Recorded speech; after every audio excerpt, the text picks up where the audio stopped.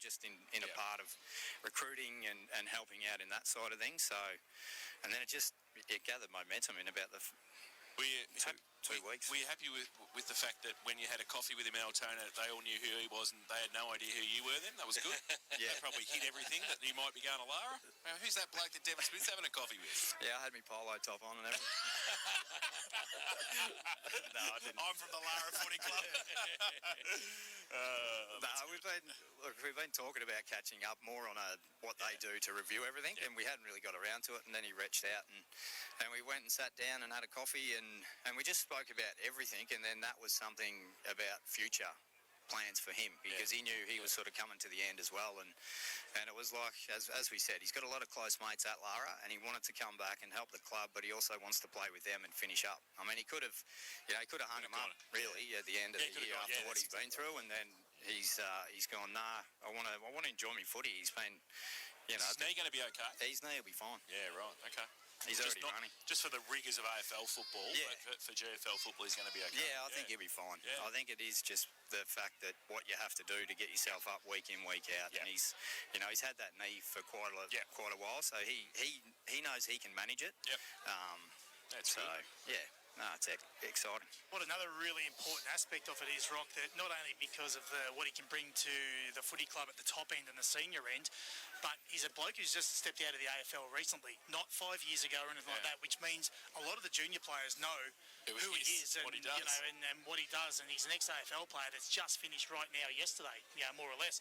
So what it does is it gets the junior program excited as well, and you get him coming down to a night or two with the junior program, and all of a sudden, your numbers swell and the kids are more invested as well, and just gives a real hype from bottom end to the top end.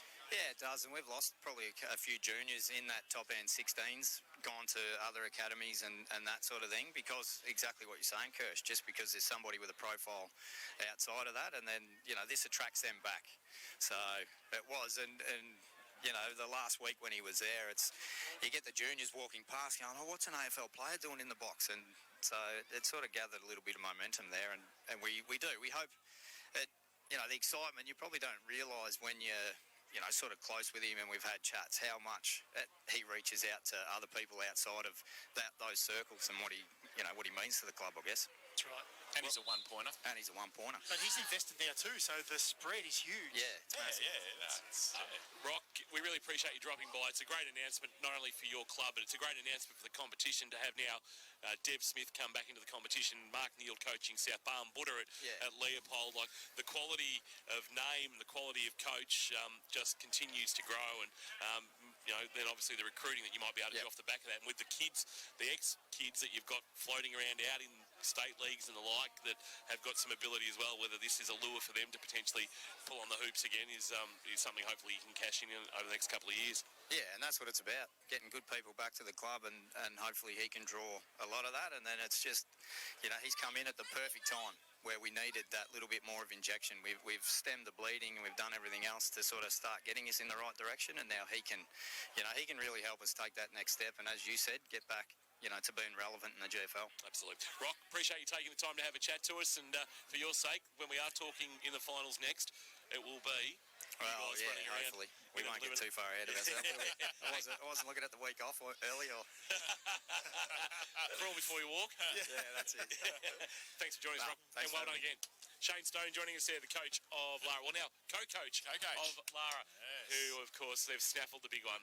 They've thrown the line out, they've gone deep, and they've pulled in the big bluefin tuna in Devon Smith, and well done to the Cats, and that's going to be a lot of fun next year seeing Dev Smith. He's a great bloke too, can I say? Dev is a legend. I had a bet to do with him when he was younger, and at a certain school that he went to, and I'll tell you what, he is going to have them fit as a fiddle out there. They're not going to know what's hit them in pre-season. And they'll have some fun off-field too, let me tell you. Yeah, a couple of big nights. All right, let's take a break, come back. Both teams are out just doing their pre-game warm-up. They're about to head back to the rooms, and we're going to head down Boundary side on the other side of this. Jane Birch will give us a bit of a weather update. just got a little bit cloudier. In fact, the sun's just poked behind those clouds for the moment, but the breeze is still up and blowing to the southern end. And, of course, Shane Stone joined us for HMC Flooring. Before the bounce for the Ponds and Norlane Hotel and Team Tyre Power, get your friends together and have a fun day out at the Ponds and Norlane Hotel. It's Sunday afternoon football. It's the elimination final of 2022.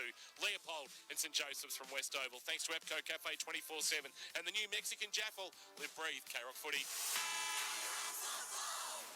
Herbie and Josh. It's about the other companies that have lied, because there's been a few of them. The ABC Food Group, this was over in the UK.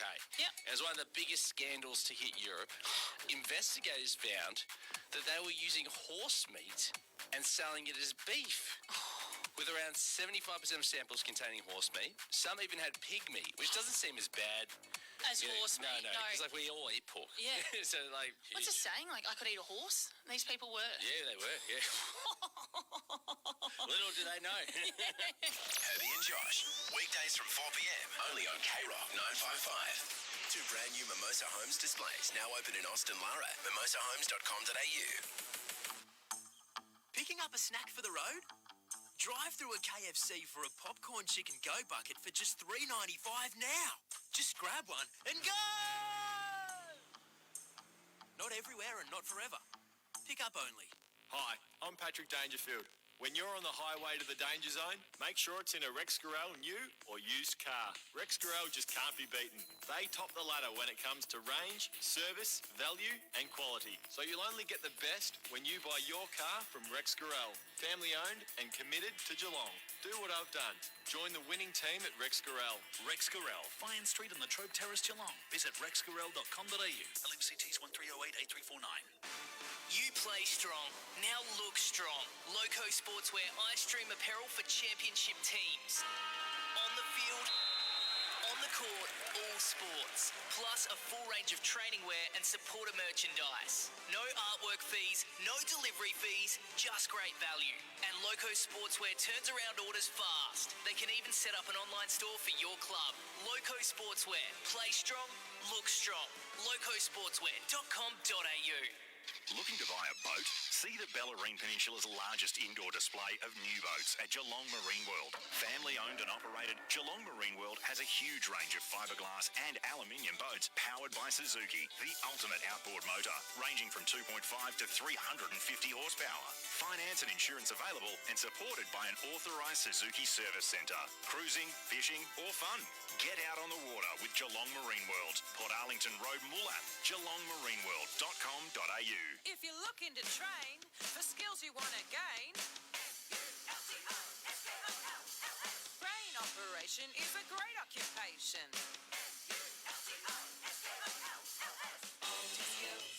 Multi-skills, unleash your potential. Multi-skills, unleash your potential. Multiskills.com.au.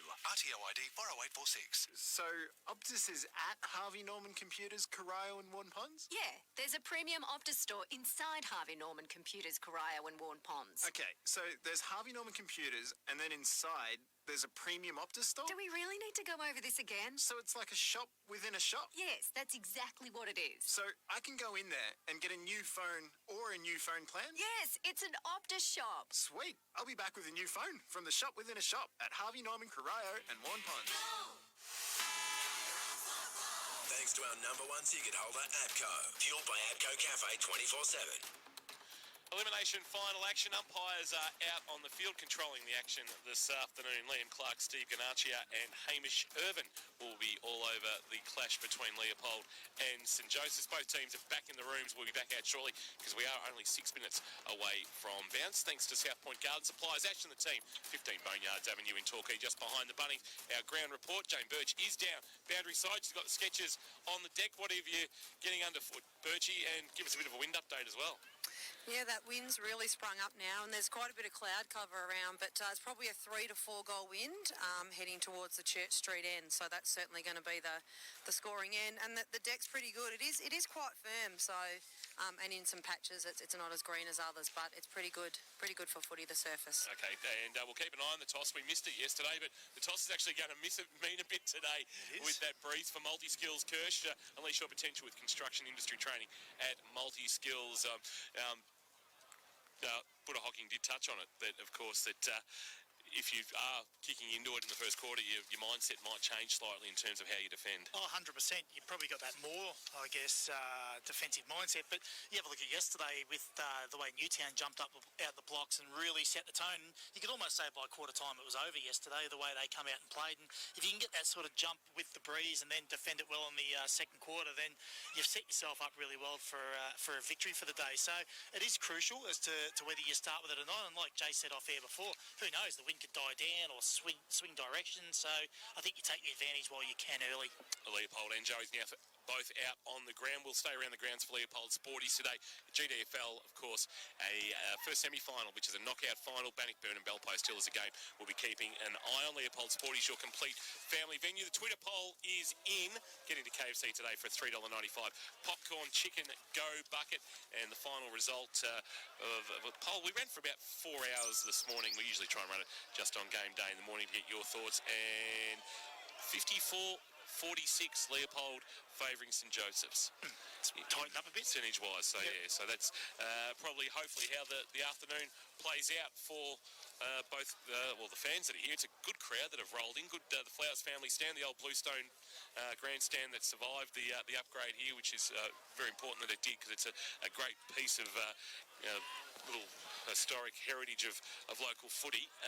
He's going to have a good crowd inside it. So 54-46 Leopold and St Joseph's in the Twitter poll this afternoon. KFC, $3.95 popcorn chicken go bucket. Head-to-head, Geelong Insurance Brokers covering Geelong for 29 years. Kirsch, what is your head-to-head that's going to have an influence on this contest this afternoon? Well, we both know how the teams are going to play. We both know it's going to be that contested ball with those two midfields. Yesterday we had a really good head-to-head with Darcy Lang and Blake Sutterby, and in the end it turned out to be the Sutterby got on top. But today I think we've got probably two of the best midfielders in the comp, and some pundits have even said they might go 1-2 in the Matheson medal tomorrow night, and that is James Gow versus Marcus the Pup Thompson.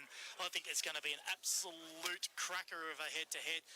They'll go to each other at stoppages. They won't get each other around the ground because they'll try and play off each other and be that advantage for their team. But as a two midfield supremos going head-to-head, watch out for these ones, folks. This is going to be a ripper. GeelongInsuranceBrokers.com.au. Don on the team at Geelong Insurance Brokers, finalists in the Geelong Business Excellence Awards, and with more than 40 years in the insurance industry, Don on the team at Geelong Insurance Brokers work with their clients to ensure they have the right cover, not just the cheapest premium. Jane Birchall down boundary side, toss of the coin is about to take place, and I think it might have just taken place. It's lost Birchie there from there. Birchie, come on in. It looked like St Joey's has won the toss and they'll be kicking to the Church Street end to start with. So that might be very important in the final wash-up with the breeze. Is it still blowing with a decent gust towards that southern end, Birchie? Yeah, it is. Jane Birch down boundary side. Ground report for South Point Garden Supply. Got a winner and a margin, Birchie? I'm going for St Joseph's by 3 points. That has nothing to do with you being an AFL Barwon Division 2 Premiership player this year, does it? No, not at all. Laurie Hill? Leopold by 20 points for the pothole. Laurie Hill. Jason? I've been tossing up all morning.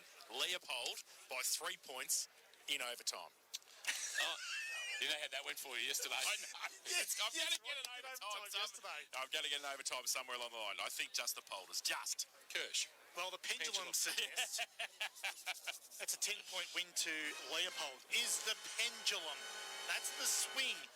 But given the conditions today, and both teams are going to get half the advantage with the breeze, I'm going to swing my advantage and go to St Joseph's by 4 points. St Joseph's by 4 for Matty Kershaw. Leopold for me this afternoon by 17 points will be the final margin here at Westoval. Players making their way into position. It'll be very interesting to see Leopold in terms of putting somebody behind the footy early, who that might be. Connor Gidding shapes is probably the most obvious one to go back and help out the likes of Jennings and Thompson. Yeah, look, and you can't just stick someone else, behind the ball just because you want to stick someone behind the ball. It's got to be someone who can actually play that role, defend when they have to, run off when they have to. So that's going to be real crucial, Kingy, as to who they do slide behind the ball. So it'll be one to watch early. Ollie Tate's gone forward as well. He's another one that's got that experience and nous to be able to do that. So yeah, 100%. What about this starting midfield for Leopold? The two Thompsons, Wagner and West. Yeah. And then you got Adams. you've got Gow, and you've also got, is that Antonak Louis in Antonak's there, and in there. Josh Hovey. So it's a battle royale, and it looks like Antonak might have that's possibly a little bit of a checking role on Marcus Thompson. Well, it could be. Kelly Plant Farms. Like they said, they're going to go head-to-head, so we'll back him on that they're going to go head-to-head, and we'll just see what happens around the stoppages at the start. Clohessy and Liam Herbert on this wing too is an absolute cracker too. Brilliant matchup, that one. For Wombat Gully Plant Farm, 201 Townsend Road in Moorlap. Umpires in position, players in position, crowd in position, we're in position, and we can't wait. This should be an absolute cracker of an elimination final. Survive and advance is the theme. The loser goes home, and we'll see you in 2023. First quarter for Harvey Norman. Here's Jace. So it's going to be Hovey and Trent West for Leopold, who gets it down. Thompson gets it away to Thompson. Surprise, surprise, in the middle for the Lions, and they go wide. And they get it to Feely, who's playing on centre wing on the outer side, goes wide looking for Williamson for the Lions, but way too wide. That breeze already wreaking havoc with Leopold moving sideways rather than forward then. And we're going to have a boundary throw in on the outer side, centre wing position for Josh Hovey to come in with Trent West. West gets it down again. Antonak roves for St Joseph's, gets the hands free. Off a quick step, Smith goes with the kick towards St Joseph's half-forward line. And it's had a free kick found, I think it is. It's going to be over the shoulder too high. And Nick Lane's going to take it. Defensive 50 for Leopold. I think Ollie Hennessy was the one that infringed. Lane sends a left foot kick to just forward of the wing. Hovey comes with a big spoil for St Joseph's. Ferguson in front of the pack, had it knocked from his grasp. Ball's now on the deck and there's 4 players on it, and that's going nowhere. We'll get a ball up. Umpire Ganaccia says, give it to me.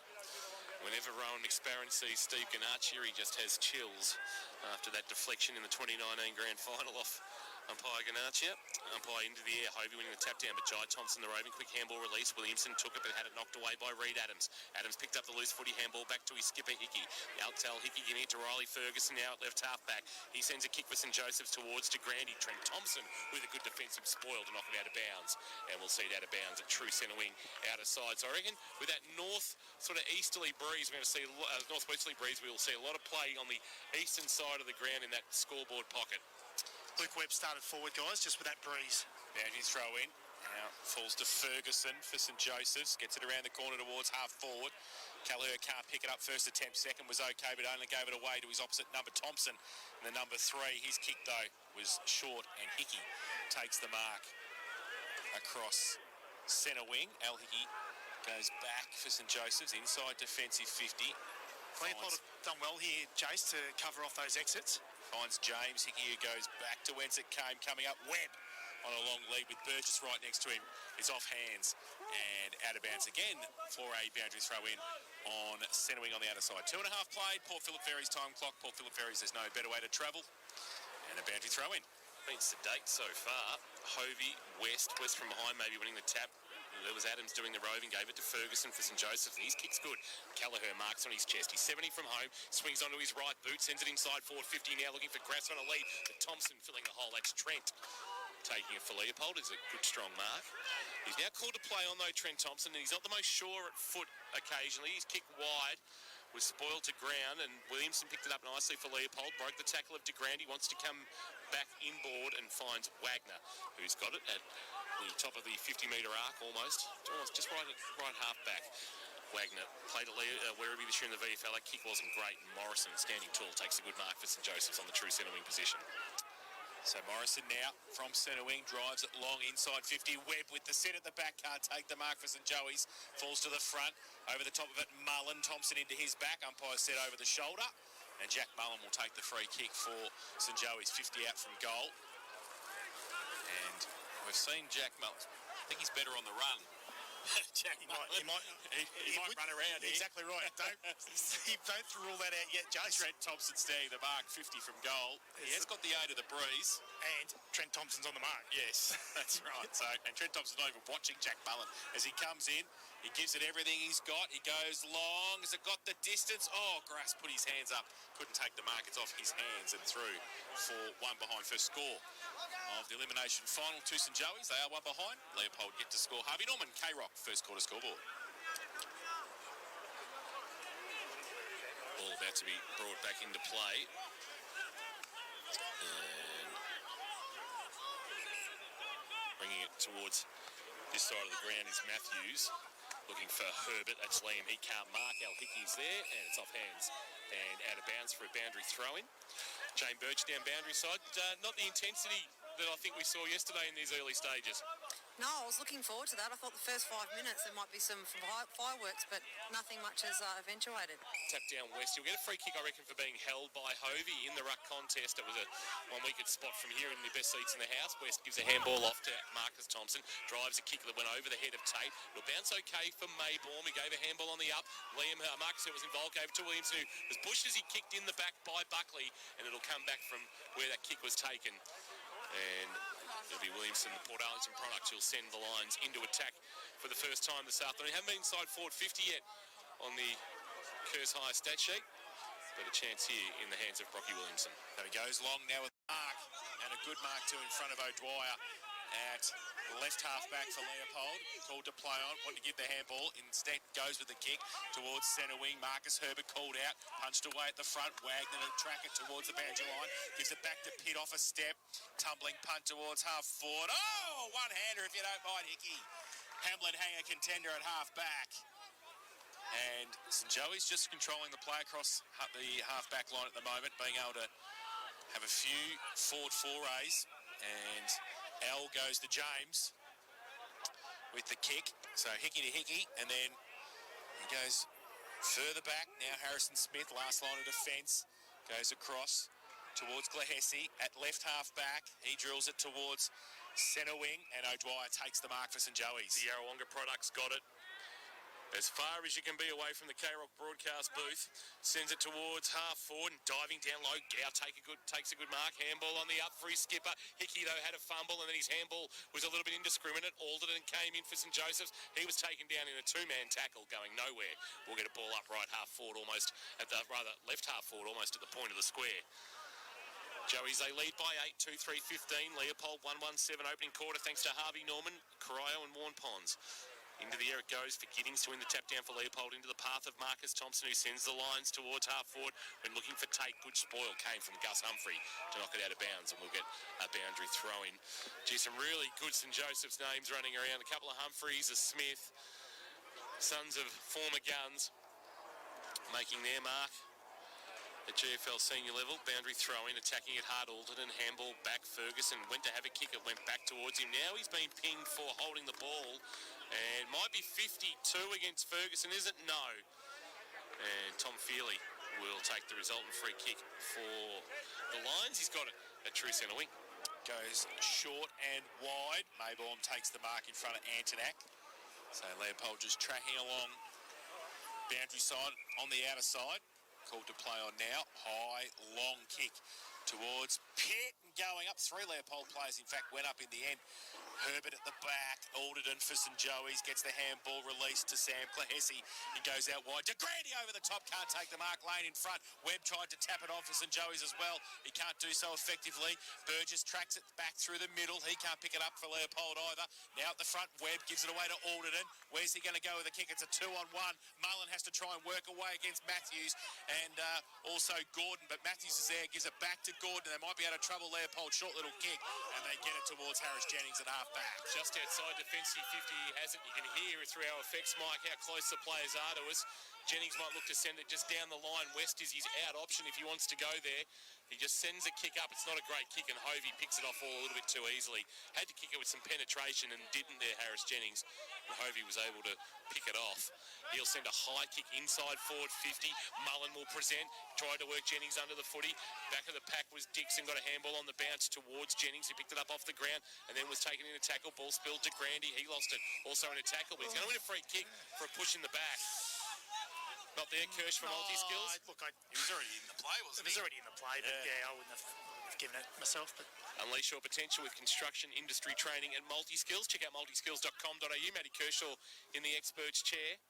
Big kick. It is a big kick, Paddy de Grande, as we approach 23 and a half minutes gone. Port Phillip Ferry's time clock. He swings out to 51 out from goal, and like Jordan Muirhall before him, he's put that out on the full to the right forward pocket of the Church Street or southern end of West Oval. So opportunities going begging for St Joseph's. They got 8 points clear at the 17-minute mark and haven't been able to score since, despite having a couple of shots at goal. and Leopold hold firm with Nick Lane, who's got it in the left-back pocket. He has that awkward kicking style, Paddy de Grande, so it didn't help him on that occasion. The wind blew it out of his hands. Lane goes short. It did too. To Burgess. Still inside defensive 50 for Leopold. All bit of candy. Sells it to Hennessy. Goes long with the kick. Holds up in the breeze. Maybaum there from behind O'Dwyer with a big thump to the front of the pack. But the Lions have got the numbers. Wagner on the outside. Tries to drill the ball towards Liam Herbert. Can't take the mark. Jack Buckley with a fresh air shot. Ball over the boundary line up high. And Archie says, throw it in, thanks. Lucky it was a fresh area. It was going out in the full. It was. So 2-3-15 St Joey's. Leopold 1-1-7. We played 24 and a half in this first term. And the time clock, as always, thanks to Port Phillip Ferries. Port Phillip Ferries, there's no better way to travel. Tom Scott doing a lot of hard work on O'Dwyer off the pack to try and give Pitt a free run. Wagner did the roving, but his handball that was intended for Hughes was cut off by Ferguson. But the quick kick forward on his non-preferred right foot lands on the chest of Lane, who's been solid through this first 25 minutes of play. Nick Lane with it next to the boundary line, left half back, kicks to the wing, it'll hold up in the breeze. Ferguson, good strong mark, front position in front of Pitt. Too tall for Pitt, he was. Ferguson kicks towards half forward into the lead of de Grande. Good spoil. Matthews with a left fist. Fell for Marcus Thompson, who gave a handball to Wagner, who gave it to Lane. He'll get a block from Hughes. Lane will kick on his left, and here's Hovey getting a hand on it, knocking out of bounds for St Joseph's, a true centre wing. So the delivery down the line, not great from Leopold, but just an indication of how much that breeze is holding the ball up. And it will interest me to see how Leopold contend with the breeze going forward in this second quarter of play. Hovey front position uncontested, big fist forward 25 metres. Kelleher took it nicely, turned and snapped to kick inside 450 for Joey's. No mark to Grandy, hitting it hard was Feely, did well. Looked to draw a man, but instead will have to kick under pressure from Mullen wide. He'll be wanting the boundary line. It's going to pitch and bounce and roll with Muir.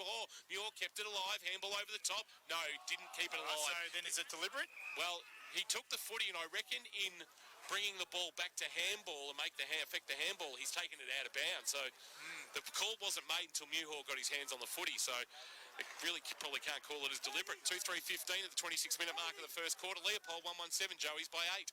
So Pantry throw in. And now Anzac runs away from the pack for St Joey's. Right foot with the outside of the right foot kick to Webb was perfect. Saw Luke Webb out the corner of his eye and got him and hit him.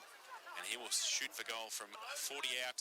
45-degree angle, and he loves a goal, Luke Webb. He does love a goal, and we'll see a celebration. But I was about to put it on the Joey Smalls, because the exits from Leopold have been too frequent, and they haven't given enough pressure at the moment, the St Joseph Smalls. So this is a huge kick for a medium-sized player to change the trend. Webb comes in, he's missed it, I think, and he has to the far side through for one behind. So missed opportunity there for St Joey's. 2-4-16. St Joey's, Leopold 1-1-7. We've played 27 minutes in this first term. Port Phillip Ferries time clock. Port Phillip Ferries is no better way to travel in the first term. As always, thanks to Harvey Norman. Think Harvey Norman for all your big brands at Geelong's best prices. Bannockburn 26 lead, Bell Post Hill 8. So a good response from the Tigers, but you might suspect they're kicking with the breeze at the Gordon Tafe Oval. So long kick in again from Matthews. It holds up in the breeze. Trent Thompson front position couldn't mark. Good spoil. Hennessy not being able to keep it alive was Jennings. To Leopold, it's out of bounds. Boundary throw in. So quarter time at the Gordon Tafe Oval, and it is Bannockburn 4-2, Bell Post Hill 1-2-8. Thanks to Leopold Sporties, your complete family venue, Kensington Road in Leopold. Boundary throw in. West and Hovey in a wrestle. Neither can get their hand on the footy. It's going to be a free kick too high, going which way, and it's going to be on the quarter time siren. And it's Louis Antonac with the footy in his hands. So, man on the mark will stand around 60 from goal. He would have to get every piece of this if he was to get a third on the board for St Joseph's. Leopold have been able to get numbers all the way back. You would suspect that even with the aid of a handy breeze, Louis Antonac is going to... He kicks this, I'll carry Kershaw on my back. Yeah, I'll let you. Antonac, man on the mark, 60 from goal. If anything, he's just going to add a stat to the Curse High stat sheet. Drop punt. He'll kick from very close to the man on the mark. He did get a very, very good piece of it, but it's going to hold up about 10 metres out from goal, get double-fisted away by Jennings. And that is quarter time here at West Oval. It's St Joseph's 2-4-16. Leopold 1-1-7 opening quarter, going 27-37 on the Port Phillip Ferries time clock. So an entertaining opening term. We'll take a break, come back and have a look at the first quarter through the eyes of Matt Kershaw for multi-skills. St Joseph's by 9 points, thanks to APCO Cafe 24-7, the new Mexican Jaffle, only at APCO Cafe 24-7. Live, breathe, Carrot football.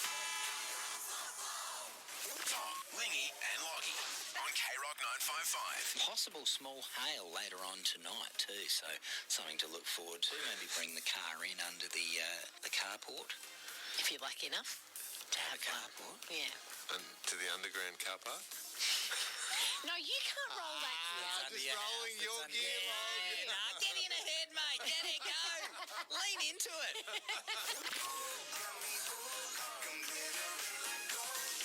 Tom, Lingy and Loggy. 6 a.m. weekdays. K-Rock 955. Get the perfect fit with a swim spot and leisure membership. Warralilly is a place with a great community vibe we like to call the Warralilly way of life. It all started 10 years ago when we welcomed our first resident. In 2022, we've hit another amazing milestone. 10,000 people who call Warralilly home. To celebrate, we're giving you $10,000 towards your block so you can make your mark at Warralilly, Geelong's fastest growing community. Plus, there'll be free family events throughout spring.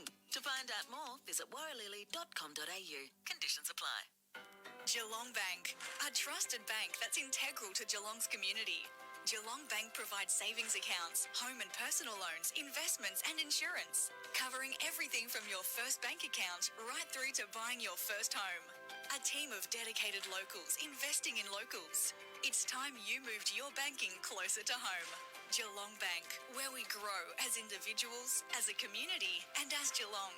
Visit geelongbank.com.au for details. Hello, it's Jamie and Erin from Wombat Gully Plant Farm Geelong. Dad, footy is on. Okay, Erin, but I've got to tell everyone that just like a footy team, Wombat Gully Plant Farm are here to go the extra mile. Stick to the plan, have fun, work together and give it our best shot so your garden can be the greatest garden of all. Dad, you sound just like a coach. Oh, thanks, Erin. Now, whose turn is it to do the dishes? Not me. I'm still on the bench, Dad. Right. So see you soon at Wombat Gully Plant Farm. Cool, I'm Townsend Road Muller. Warralilly is a place with a great community vibe we like to call the Warralilly way of life. It all started 10 years ago when we welcomed our first resident.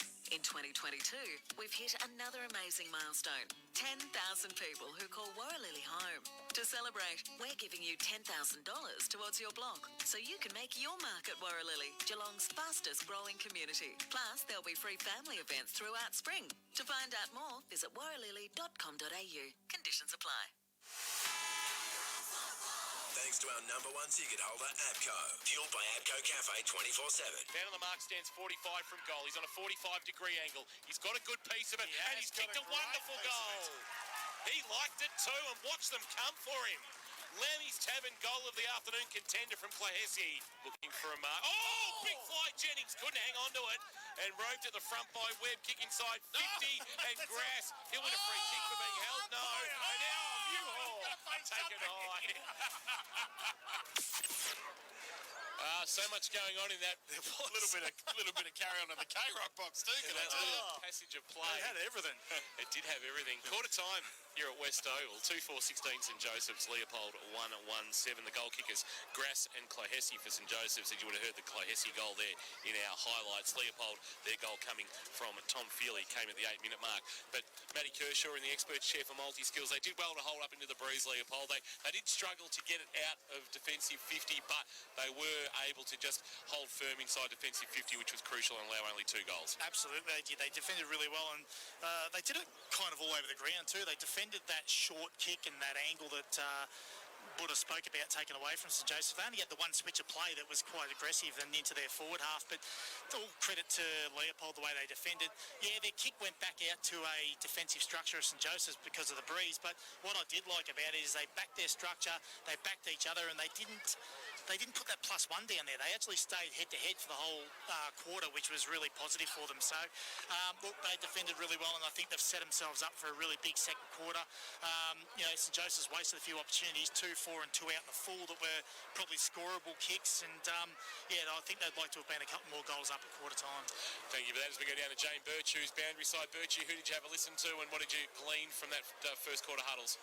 I headed out to the Leopold camp, and they're pretty positive out there. I think that they'll be happy with that, with this strong breeze blowing. The midfielders spoke about not overdoing the handball in this quarter, getting it in quickly and trusting their forwards, and also, despite the breeze blowing, also using their channels, not being so predictable and just going up and down the same channel. So they're pretty positive out here. Thank you for that, Birchie, and that breeze down there for South Point Garden Supplies. Yep, it's a good 3 to 4, I'd say.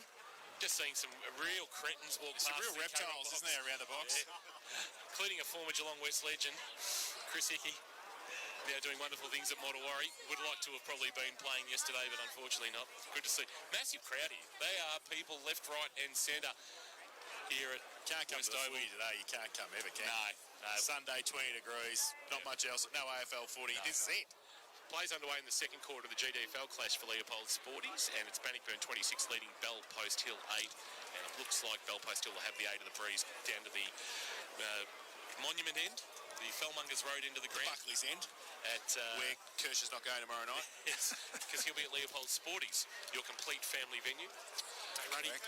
Good, mate. How are you? So everybody's You're right with the crowd? How's the crowd going? Everybody's just asking how he's going. How's Kirsch going? Yeah. We won't be bouncing for a while because the crowd is that good. Oh, hang on. Here he is. Mate, it's taking forever to... Jacob Spalding's dropped by to tell us who he's coaching next to Joey. Oh, jeez. There we go. Bang. Drive by. Is that in a co-coaching role? It's, hello. We go. Oh, yeah. Well, Buddha's already thrown some... Go on, drop it. Some mud? Oh, no. Jeez. I've got nothing What for about you. Kershaw and Spalding? Imagine that. Oh, putting the band back together. Put the band back together, old VFL days. Yeah. Together. 2-4-16-117 is the score. Crowd is a good one and has taken some time getting off the ground. They're just working their way off, and players are in position and ready to go. But until they're over the fence and off the bike track, we won't be going anywhere. It has taken. There's not a great deal of exits actually on the ground for them because they all sort of come through this one and one up there. So it does take them a while to funnel off the ground. I've had Darren Nikolic, the head chef at Leopold Sporties, ask if we're in for dinner tomorrow night. Well, one is via the New Grove Bench Tops SMS. Tell him I'll be there. I don't know where else to be. Matheson medal tomorrow night, unfortunately, Dog. We'd love to be there. And we are underway. Second quarter. Our umpire went to go before the siren. Now he puts it into the effort. Geelong Bank, where we grow. Here is Jason. And Trent West gets it down. First bounce for Leopold. Kicking with the breeze in this second term.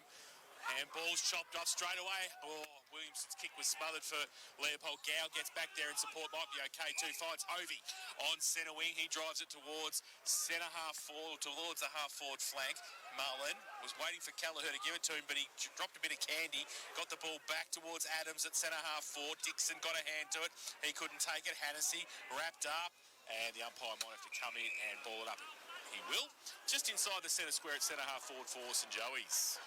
Geelong Bank second quarter. Bank closer to home, where we grow. Check out Bank Geelong, geelongbank.com.au. Of course, find them on Turingham Street, top of the hill in Geelong. From the ruck contest, Liam Herbert gives a handball to Wagner, delivers through the hands of Pitt off the back of the pack. Morrison gave it to Chloe Hesse, who gave a handball back to Al Hickey. St Joseph's controlling the footy as he kicks to the wing, looking for Morrison, but Wagner did well to bring it to ground. Coming through Chloe Hesse again, couldn't take it cleanly. Liam Herbert turned it over. Chloe Hesse had his kick smothered. It's a little bit ugly for the moment, but Wagner was clean, gave it to Pitt. Pitt gave a handball off and a high kick.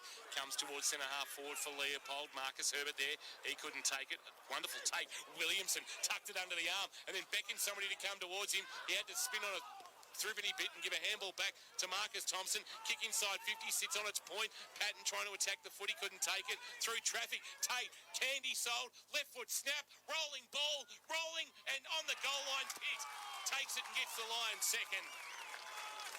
Well, Ollie Tate just left everybody in his wake. Didn't get great purchase on his left foot snap, but was able to set it up for Pitt on the goal line, and the Adelaide product has put it through for the second of the afternoon for Leopold, and they pull the margin back to 3. They're 2-1-13. St Joseph's 2-4-16 on the Geelong Bank second quarter K-Rock scoreboard. Bank closer to home, where we grow.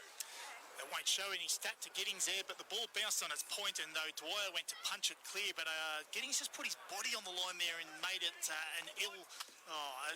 he affected the punch, basically, and that kept it alive for Ollie Tate. So back to the middle. West. Hovey has to sit and wait. West over the top. Falls towards Gow. Hovey tried to take it off him in the end. Buckley's kick was smothered for St Joey's as well. Herbert through the middle for Leopold. Now Marcus Thompson's handball over the top. Gets it towards half forward. Patton had to turn around. He couldn't take it with him though. Smith comes across for Joey's. He can't take it either. Patton tries to ride the bump inside 50. And we're going to have a ball up about 45 out from the Leopold goal. So last couple of Centre clearances to Leopold. Under pressure already, the Joey's defence. West stands up in the ruck contest. Now it falls towards Liam Herbert. Oh, he kicked it before he had it then. Smith comes across the Joey's. He can't pick it up, needs some support. Leopold worked him out of it. Now Williamson through traffic for Leopold. Oh, wrapped up. Great chicken wing tackle. And umpire Ganachia says, yes, Reid Adams, have a free kick at half back. Just too long he had it, Williamson. He probably tried to bite off more than he could chew. Now he's been given the hurry up, Reid Adams. Left half back. Sets it up high. Coming with a run was Jennings over the top. Couldn't mark. Matthews on hands and knees. Handball missed lane. Socket forward by Mullen into his own path. Unfortunately, though, will roll out of bounds before he can retrieve the situation. And a left half forward, a boundary throw in. Wombat Gully Plant Farm matchups. Anything change, Kurtz, or anything that's taking your fancy matchup-wise? Nothing changed. That wing rotation this time we've got Ferguson and Lucas Herbert's on this side, Liam Herbert's on this side, and obviously Dwyer and Giddings is a nice one down this end. Boundary throw in. It's going to roll back towards Jack Buckley. He gave a handball off, but only as far as Williamson, who says he might have copped one high. Umpire says, I'm not sure. Give it to me, I'll ball it up. And true centre wing, maybe slightly favouring St Joseph's. We'll have a ball up as they attack the northern end, which is the end it's going to be tough to score into this afternoon with the breeze coming from the northwest. Talking about West, here he is in the ruck for Leopold against Hovey. And down to Alden and it goes, but stolen away by Jai Thompson. Handball that Wagner will hit a pace on the bounce, slung in the tackle and just threw a handball forward into the path of a teammate. Well done by Tate, taken high, maybe Feely got a free kick for a push, or a too high, and it is a too high, and a free kick with Tommy Feely. At centre half forward inside the centre square, wants to try and move it on quickly, called to play on Candy as well. Now he goes from 65, open goal square, set up over the back. Oh, he was going to mark it too, was Connor Giddings, but he left it in the head and Tom Feely's kicked the goal. His second of the afternoon, and he has kicked that from 65. That is a Lammy's Tavern goal of the day contender from Tom Feely. Used the breeze beautifully. Connor Giddings, great decision, and he has kicked the third for Leopold. 3-1-19. They take the lead to Joey's 2-4-16. And that is on the Geelong Bank K-Rock second quarter scoreboard. You don't have to worry about how you deliver the ball inside forward 50 when you don't let the ball go inside forward 50, Jace. Just kick it over the 50 and you'll be right if you can kick it through those two big sticks. That's it. That's all you need to do. It's a simple game. West and De Grande with some momentum will run onto the loose foot. He's brought down by Wagner and he'll win a free kick, I reckon, for a push or too high against the energetic rover for Leopold. De Grande, a handball to Buckley on the wing, and he sends a kick inside forward 50, flying but not marking Webb for St Joseph's. Ball at ground level, Matthews diving on it, and also over the top is Liam Herbert. As he lays a tackle on Riley Ferguson, we'll get a ball up right on 50, left half forward. St Joseph's in attack and needing to hold firm into the breeze in this second quarter. Tapped down by West, roving by De Grande, couldn't take it. Mo got a shove again up, I didn't see it that way. Mullen picked up the loose ball. Lane wraps him up, along with the help of Liam Herbert. And we'll get another ball up, left half forward. St Joseph's in attack. They trail by 3. Leopold 3-1-19. St Joseph's 2-4-16 on the Port Phillip Ferry time clock. 6 1/4 minutes ticked over. So ball up, and the umpire, I think, has found a free kick. He has. Leopold will take it. It's going to be free kick to Jai Thompson. Between the back pocket and half back, he drives it long with the left foot towards centre wing. Giddings to go up. He goes up early at the back. Humphrey claims the mark. The umpire says play on. Comes back to Gow. His kick was partly smothered by Maybaum. Came off him and out of bounds for a throw in centre wing. So nearly 7 minutes played in this second term. Port Phillip Ferry's time clock. 3 points of difference. Leopold with the aid of the breeze in this second quarter. West doing the ruck work for Leopold up against De Grande now for St Joey's. Oh, great play to Thompson, but Alderton tracked him. He got it. Humphrey now tried to get the handball away towards Ferguson, who's wrapped up straight away and not going anywhere. Just forward of centre wing for Leopold. We're going to have another ball up. How good to have a ruck that can just put it on a platter for you. That? West, De Grande, West again, tapped down this time. Jai Thompson's his target, but here is the setup on. And fair to say St Joey's have actually been pretty good at the stoppages, Kirsch, for multi-skills in stopping that easy departure from the stoppage area. Well, that's their strength, isn't it? They're all sort of that contested bull, so you're either going to get a stoppage again, or yeah, it's just going to be a tackle and a hard exit, really. West won the tap down. Hughes was being held by Ferguson before the ball got to him. Umpire at the point of the square right half forward after the ball gets under Hughes says, I'll take it and throw it into the air. They'll be happy with the repeat stoppages, Kingy, as long as it doesn't exit easy. West and DeGrande again. West the tap down, trying to clear some space, but Gow did the roving and kicked on his non-preferred left towards half forward. Hennessy with the one hand, couldn't mark. Webb front of the pack, jammed it on the boot and bought 15 metres for his team. But numbers with Leopold, a chance here to clean up Feely. And a dinky little kick that was nice. Just well controlled to Marcus Thompson. And Leopold have got control of the ball just back of the wing broadcast side. So Thompson now drills it towards Wagner, and he leaves it for Tate, who comes up from half forward, takes the mark in front of Humphrey. So now Ollie Tate goes with the kick inside 50. Patton comes out, takes a mark. Hamlin hanger. Oh, it's told Harrison Smith all about it too, as he gave him a backhander to say get away, and Logan Wagner tells him about it as well. And Mitch Patton has taken the mark. Great grab, and will shoot for goal from 45 out, and we have got a great view of this. He's standing just to the right of the K-Rock broadcast box. 50 out from goal. Probably his first touch, Jace. Southern end of the ground. Yep, Harrison Smith's done pretty well on him so far. He comes in now. Right foot kick. I think it's just a bit skinny, it is. And it's moved away and through for one behind. So his first score of the afternoon. That's a tough kick down there, boys. That's the breeze is blowing it. They really need to hang it out in front of that goal to the left goal post for that breeze to sort of bring it back in. Shane Burge down boundary side with the update for South Point Garden Supplies. Great contingent on the hill behind the southern end goals as Hickey goes into the right back pocket with the kick to O'Dwyer. There's been a revelation this year in his first season, coming down from Yarrawonga and the Ovens and Murray. His kick inboard, that's dangerous. Wagner flew, brought the ball to ground in front of Tate, but Gow was there to clean up for St Joseph's. Great tackle, Marcus Herbert, forced to spillage. Wagner, it was dispossessed. Chance now for Giddings, he got it off towards Feely. Marcus Herbert again head over the footy. Gow there as well. Gow got one high, umpire didn't see it, and he says give it to me in the left forward pocket. In front of the scoreboard that for Geelong Bank, your bank closer to home where we grow, 3-2-20 Leopold, St Joseph's 2-4-16. So ball up to Grandy. West gets it down with the left fist, or left hand towards Thompson. He's not going anywhere. Wrapped up by DeGrande, Antonak and Clahesi. Sometimes it takes three. And there'll be another ball up. West there this time over the head of Clahesi. Has to track it back towards the boundary line. Gives it to Antonak. Goes with the right foot kick towards half back. And, well, I think Jennings actually punched away from a teammate there, and then he tried to get it. He threw it away. Falls towards Alden across half-back. Under pressure, kick was smothered. Falls in the arms of Marcus Herbert. He gets the handball out to Maybaum. He's got Hughes on his outboard. He tries to put it towards the top of the square. Giddings to fly at it. Humphrey over the top. Smith for St Joey's. They're out of trouble. They come back towards it's all Leopold. They go up. They actually fight for each other, and Mullen will take the ball close to the boundary line. And, in fact, over. Right in front of the best seats in the house, thanks to Apco Cafe. 24/7, we'll have a boundary throw in. It's 3-2-20 Leopold. St Joey's 2-4-16. Yeah, I think Burgess and Jennings there getting in each other's way. Boundary throw in. Right half forward, best seats in the house. Apco Cafe 24/7. West of tap down. Thompson taking in a wonderful tackle by Alderton, and he's going nowhere. We'll get a ball up. He's everywhere though, Marcus Thompson. You'll be at home tonight sitting down for your pumpkin soup, and he'll bob up in it. Tapped down by West. Maybaum trying to knock it to his own advantage. He did, then took it, and it was taken in a good tackle by Muhor. He was well put together for an 18-year-old young Jordan Muhor, but he does come from well put together stock. He certainly does. The old man Daniel was a very solidly built unit. Tapped down West, and it's going to be a free kick high, and it's going to go to Antonak, who's in that Wombat Gully Plant Farm matchup against Marcus Thompson. He wants to take on Thompson on the mark, then kicks an absolute mung floater towards Hennessy. It's spoiled away. Wagner front of the pack, had it knocked from his grasp. Spills all right for Burgess.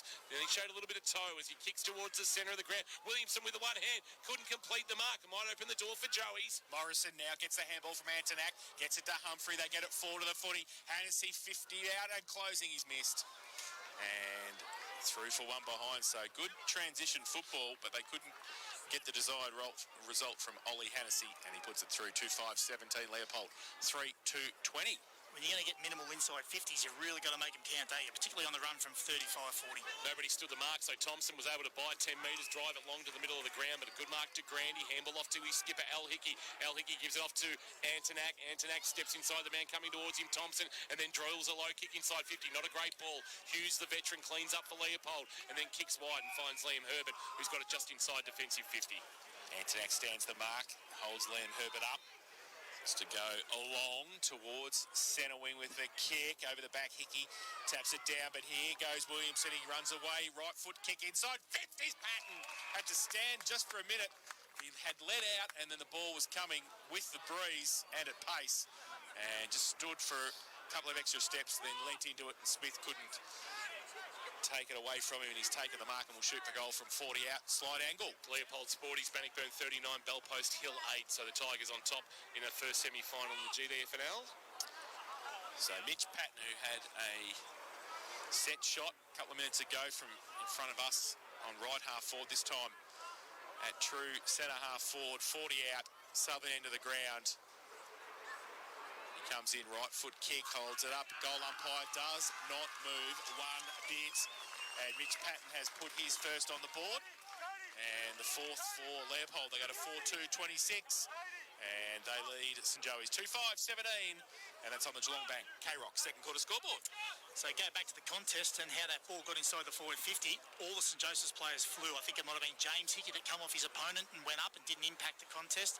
And they just got some easy ball on the ground and inside their forward 50. So if your opponent goes up, you go up. If he stays down, you stay down and defend the ground ball, Jace.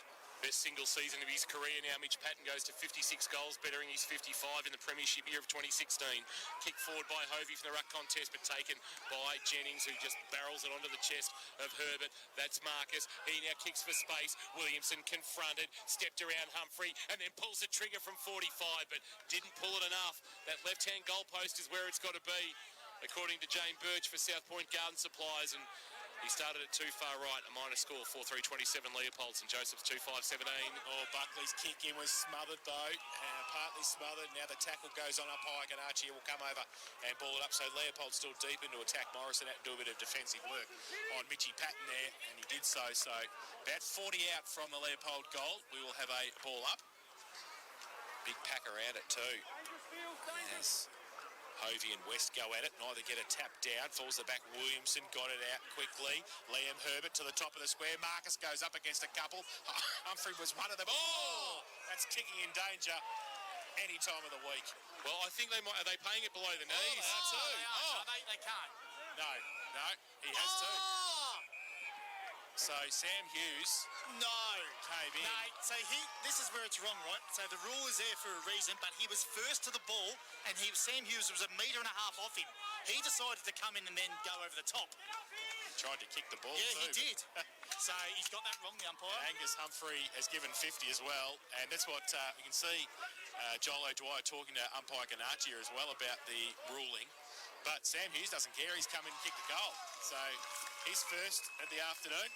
And the fifth for Leopold. They go to 5-3-33. They lead St Joey's 2-5-17. And that's on the Geelong Bank K-Rock second quarter scoreboard. We don't get the luxury of a replay, unfortunately, but I mean, it was pretty clear. It really... Common sense umpiring tells you pay it the other way. I get the rule is there for a reason, but that is not where it needs to be implied or executed. That is just a wrong call by that young fella. Bring back Errol is the crowd yelling. 39 playing, 9 Bannockburn, Bellpost Hill and Leopold have just opened up a bit of a gap here with 4 consecutive goals in this second quarter. Back in the middle, Giddings doing the ruck work with West off the ground. The roving done by Jai Thompson of Leopold. He's going nowhere as he's taken in a 2-man tackle. And we will get a ball up. Still inside the centre circles here at West Oval. 5-3-33, 2-5-17, second quarter, thanks to Geelong Bank. Bank closer to home where we grow. Jerringham Street, Geelong, tapped down by Giddings. Roving Jai Thompson, kick went about 3 metres.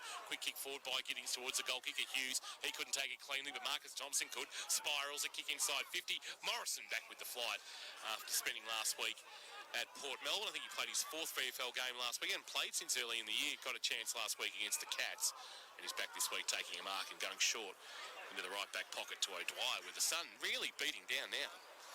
So O'Dwyer goes outside 50. Big pack develops at half back. It's going to come back quickly. Jai Thompson's kick was smothered though. Kelleher kick around the corner. Up the chimney towards Grassy. Can't take it. Matthews right next to him. Mullins' kick was partly smothered. Might fall for Childers who Alderton. He gets the handball towards Hannessy. His kick under pressure from Dixon. They've turned it over. Lane takes the mark at half back. Wants to switch the play towards Hughes, who has to make a bit of ground. Humphrey comes with him. Angus handball over the top. Dangerous handball for St Joey's. Comes back now. The don't argue. Oh, was that was holding the ball, was it Feely? No, the umpire said play on. Leopold get it free. Coming back, Luke Webb nearly takes it with his nostrils. The mark. He wants to get the 1-2 to Morrison. They're under pressure. They get it away to Hovey's handball towards Al Hickey, who goes with a right foot kick towards half forward. Big pack there. No mark taken. Mullen gives it away to Ferguson. A little bit of candy back to Mullen. He just wants to pump it long, and they turn it over, do they? No, they get it back towards Alderton, who's still got it for St Joey's. Gow off a step. It's ugly, but they get the ball forward, and it might be a reset because it's out of bounds in the left forward pocket for St Joey's. It's really just kick and catch, trying territory. Game football at the moment. 12 stuff going on there. Just no tempo. It's just like full throttle and get it going forward. Al Hickey's come off in front of you. Jane Birch not moving overly freely. The Joey skipper for St John of God. No, he's hobbling a little bit. He's favouring, looks like that right leg. So I'll just keep an eye on what happens here. So from the boundary throw-in, the ball's ended up underneath the pack, and we've got another stoppage. St John of God, your emergency specialist, open 24/7, Myer Street in Geelong.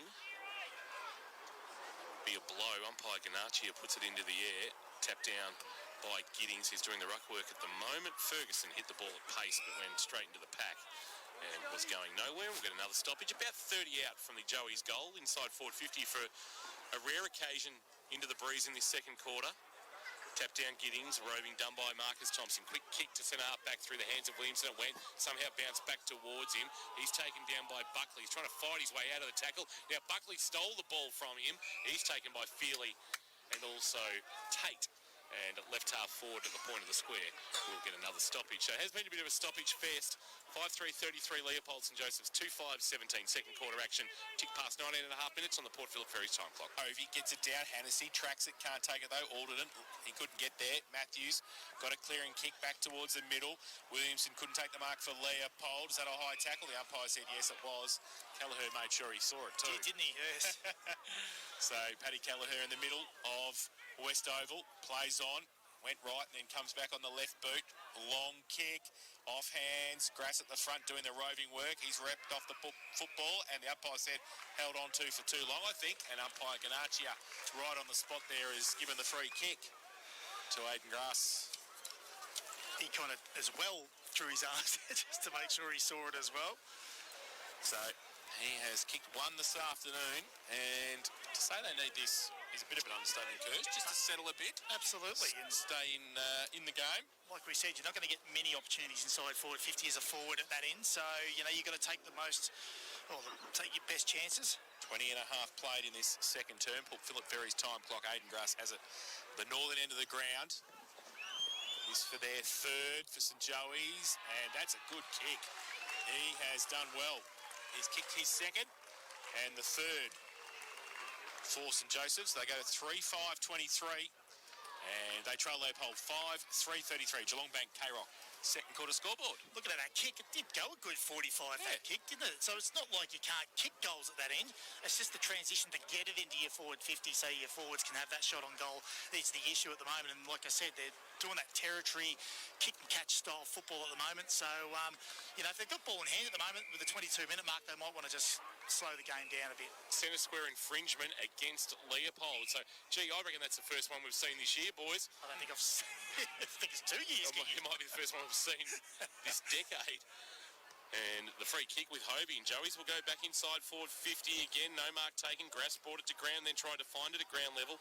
Matthews somehow got a handball up that they were calling for a throw. Ended up with Mullen. He's brought down by Tate. And we'll get a ball up. So St Joey's, after it looked like Leopold might pull away, have been able to get themselves back in the contest and staying within 10 points and inside forward 50. Ball back into the air for the Grandy. West winning the tap down. Chance there for Feely, can't take it. Jai Thompson, close quarters, gave a handball to his brother Marcus. Leopold to the wing. Hovey flew high, crashed the pack, brought the ball to ground. Buckley dumped in a good Scott tackle. There's a line down as Hovey came through. He took some damage with him, and I'm just trying to pick up who that Leopold player might be. And it is getting to his feet, Jake Pittock. As the medical staff get to him for St John of God, he's quickly got out of there. It's the resurrection. How good was that? He just got up. West gets it down, Alderton, nearly took it with him. Hovey kicked it off the ground for St Joey's, across centre wing. Marcus Thompson has somehow got the ball around the corner and coming back. Good mark or free kick, whichever you want for Al Hickey. And Angus Humphrey's not happy with the treatment to the captain. And there's a little bit of best seats in the house thanks to APCO Cafe 24/7 boxing going on here. A bit of World Wrestling Federation stuff going on as well. Louis Antonak not happy with Tom Scott and a few others. Angus Humphrey's out of there. Whose free kick is it? It's got 50 because Al Hickey's got it miles away at centre half forward for St Joey's. He's going to drive it long towards the top. De Grande puts his hands up. Hamlin Hanger in the pack. And the famous name at St Joey's has taken it and will shoot the goal from 25 outside angle. Thomas Scott doesn't mind a bit of a jumper, push and shove. He likes it. He's been involved with a few. Tom Scott might want to go and play some defence because Paddy de Grande just marked it, so they might want to concentrate on what's going on. He had a little bit of I think Butter will be too happy with that. Tussles everywhere. So he threw the ball up before and the wind took it. Paddy de Grande at this end of the ground. Let's hope this time he's a bit closer. Down. That's a better kick and he's missed it. 3 for 1 behind. Monday, tomorrow morning he'll be with you, I think. Well, Paddy de Grande. They're going to have to get that right. He might need a week or two. 5-3-33 Leopold, St Joey's 3-6-24. Leopold have got it towards the outer wing out there looking for a mark. Pitt couldn't take it. Hands of the pack. Wonderful piece of work. Jennings. Handball release over the top. Gordon tried to get it back to Jennings, but Webb got in the way. Stolen back by Jennings, but taken out of bounds in a tackle by James Hickey. How would Damien de Grande have been bowling here for St Joseph's against Geelong West in the late 80s with that breeze just working over his shoulder? Jumping downhill. One word, fearsome. Yeah. Very fearsome. It would have been doing all sorts, that ball. Double palm down West. Brought to ground, Ollie Tate.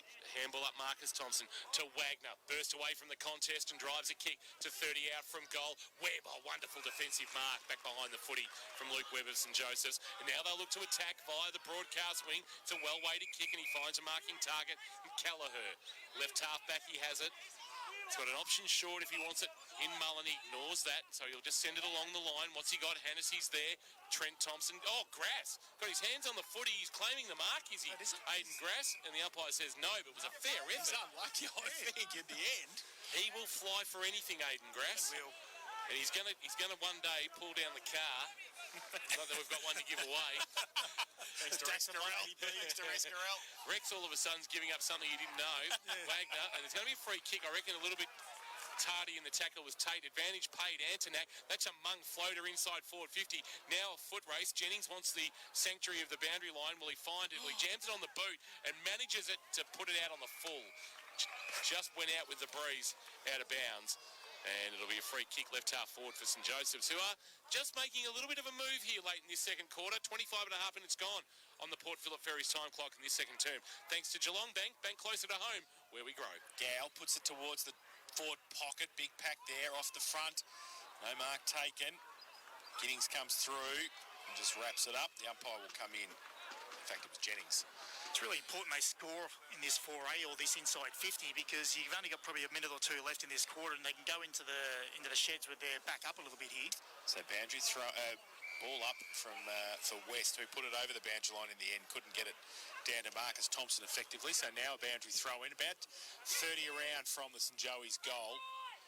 So Grass will do the ruck work for St Joey's up against West for Leopold. Well, he just drags West to the ground. Might fortuitously for St Joey's fall, but Ferguson puts the tackle on. The umpire will come in and ball it up. So stoppage after stoppage. We're going to have 1:45 out from the St Joey's goal. They're 3-6-24.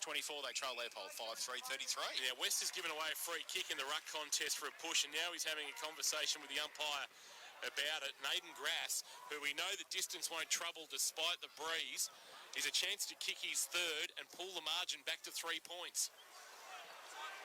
This is a big ask. It is a big ask. Yeah. He would need to start at right-hand goal post and he'd need to get every piece of it, but he's backing himself. It's got long point written all over it. He's going to kick it, you watch. Grass from just on 50. He starts it right. He tries to work it back. It won't have the carry. Jennings with a decisive spoil. Knocks it through for a minor score. And there is your long point. Margin is 8. 3-7-25 St Joseph's. Leopold 5-3. 33 and Bannockburn 40 lead Bellpost till 21 at half-time for Leopold Sporties of the GDFNL first semi-final. Burgess plays on from full back and then kicks it long and high. No mark from Morrison at the front. Buckley puts it back into 50 for St Joey's. Off the back, Hennessy. Humphrey there for St Joey's working hard. They can't pick it up though. Mullen needs to help out. Matthews for Leopold. He got it to Wagner on the outside to Liam Herbert. He just chips the ball short. It's okay. Pitt a long way from goal. At half back takes the mark. 55 out from the St Joey's goal. So defensively working back there. Jake Pitt now goes along with a kick to centre half forward. It's a great kick towards Jennings, who takes the mark against Gow. And he's got thousands of people calling for it. He wants to play on now and drive it long towards the top of the square. Maybob puts his hands up off the back. Morrison worked his way down there as well. And that's a long point as well from the middle. And through for one behind to the Lions. They go to 5-4-34. They lead St Joey's 3-7-25. Geelong Bank K-Rock second quarter scoreboard. So Joey's the ability to bring the ball back into play, but gee, the Hickeys had to work hard there, and in the end, the kick of Al Hickey went out of bounds on the full. Did it? No. Grass was able to do really well and get a knock on the ball and put it out of bounds. Maybaum saw down here. Yeah. For St John of God, we'll keep an eye on that. Jane Birch's boundary side for us this afternoon. Maybaum just shrugs off the trainer for the moment. Half-time not far away. West winning the tap down, roving. Jai Thompson for Leopold. Jams it on the boot. Rolls it towards half-forward over the head of Williamson. It went. Buckley's there for St Joseph's. He's on hands and knees. Can't take it away. He's taken by Scott. And the umpire says, give it to me, I'll ball it up. About 55 out from the Leopold goal. They'd love one late here, Leopold, just to get a little bit of separation between themselves and Joey's. Tapped down his road beautifully there by Antonak. Wanted to take on Wagner, and in doing so, he's lost it in the tackle. It falls for Jai Thompson. Kick inside 50. Webb crushes the pack. Picking it up. Knox. Hesse, wonderful take for Joey's. Handball up for Smith. Smith's neat left foot kick is okay. Onto the chest of O'Dwyer as it barely goes 15 metres. And once again, holding firm St Joseph's. So O'Dwyer just wants to kick it towards the boundary. It's nearly played 30 minutes in this second term, so he puts it high. Jennings, just Newhall didn't even go with him in the end. He gave it away to Wagner. Short little kick is okay, and Jai Thompson takes the mark. So that was a one-on-one without the one. That was a 1+1 -1 in the end. That's it. Jennings just an easy mark and then gave it to Wagner, who gave it to Jai Thompson. So this is a crucial kick before half-time for Leopold.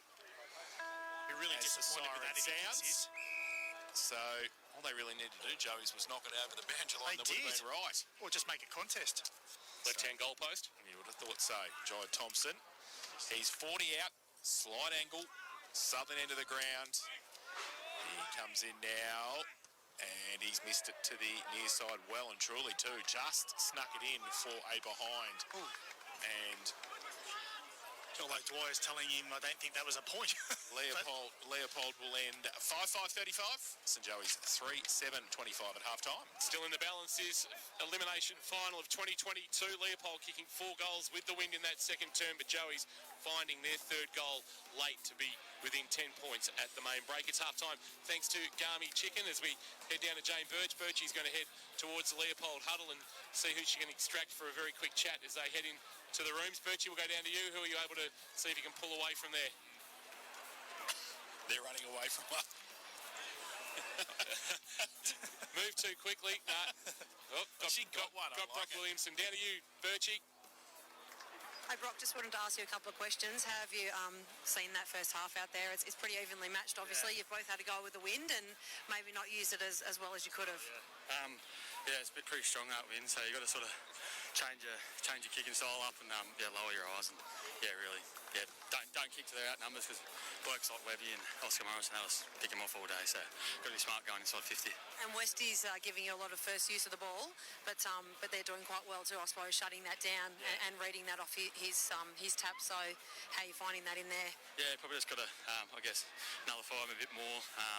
probably a bit more body sort of thing, like Gowie, and they got some really good mids, so just got to lock down a bit tighter in that sort of thing, so that's about it, I reckon. Good luck for the second half. Thanks for that. Jane Birch with Brock Williamson. It's half-time thanks to Gami Chicken. Now, Sunday night, nobody wants to be cooking Sunday night. You know, kitchen's closed at home, but Gami Chicken is well and truly open, and you can treat yourself to some half-time Gami Chicken and beer in Warn Ponds. We'll take a break, come back second half. We'll be not too far away, but we'll go around the grounds for Leopold Sporties and check the injuries for St John of God as well. It's half-time. Elimination final 2022. Leopold by 10. They're 5-5-35. St Joseph's 3-7-25. Fueled by APCO Cafe 24/7 and the new Mexican Jaffle that breathe K-Rock footy. It's finals time in Geelong's own GFL. And all the action is right here on K-Rock Football.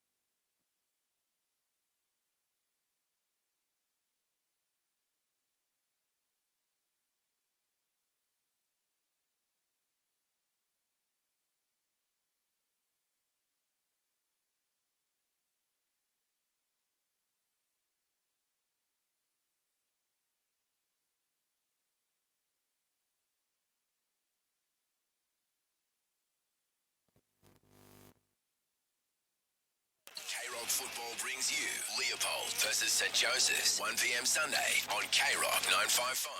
Thanks to our number one ticket holder, APCO, fueled by APCO Cafe 24/7. Geelong Bank, a trusted bank that's integral to Geelong's community. Geelong Bank provides savings accounts, home and personal loans, investments and insurance, covering everything from your first bank account right through to buying your first home. A team of dedicated locals investing in locals. It's time you moved your banking closer to home. Geelong Bank, where we grow as individuals, as a community and as Geelong. Visit geelongbank.com.au for details. Warralilly is a place with a great community vibe we like to call the Warralilly way of life. It all started 10 years ago when we welcomed our first resident. In 2022, we've hit another amazing milestone. 10,000 people who call Warralilly home. To celebrate, we're giving you $10,000 towards your block so you can make your mark at Warralilly, Geelong's fastest growing community. Plus, there'll be free family events throughout spring. To find out more, visit warralilly.com.au. Conditions apply.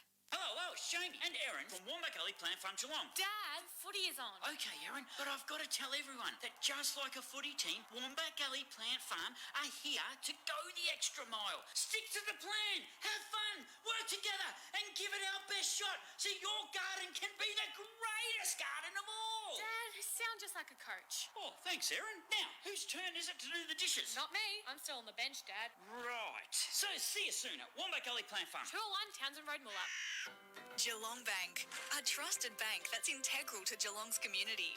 Geelong Bank provides savings accounts, home and personal loans, investments and insurance, covering everything from your first bank account right through to buying your first home. A team of dedicated locals investing in locals. It's time you moved your banking closer to home. Geelong Bank, where we grow as individuals, as a community and as Geelong. Visit geelongbank.com.au for details. Thanks to our number one ticket holder, APCO, fueled by APCO Cafe 24/7. Called to play on Candy as well. Now he goes from 65, open goal square, set up over the back. Oh, he was going to mark it too.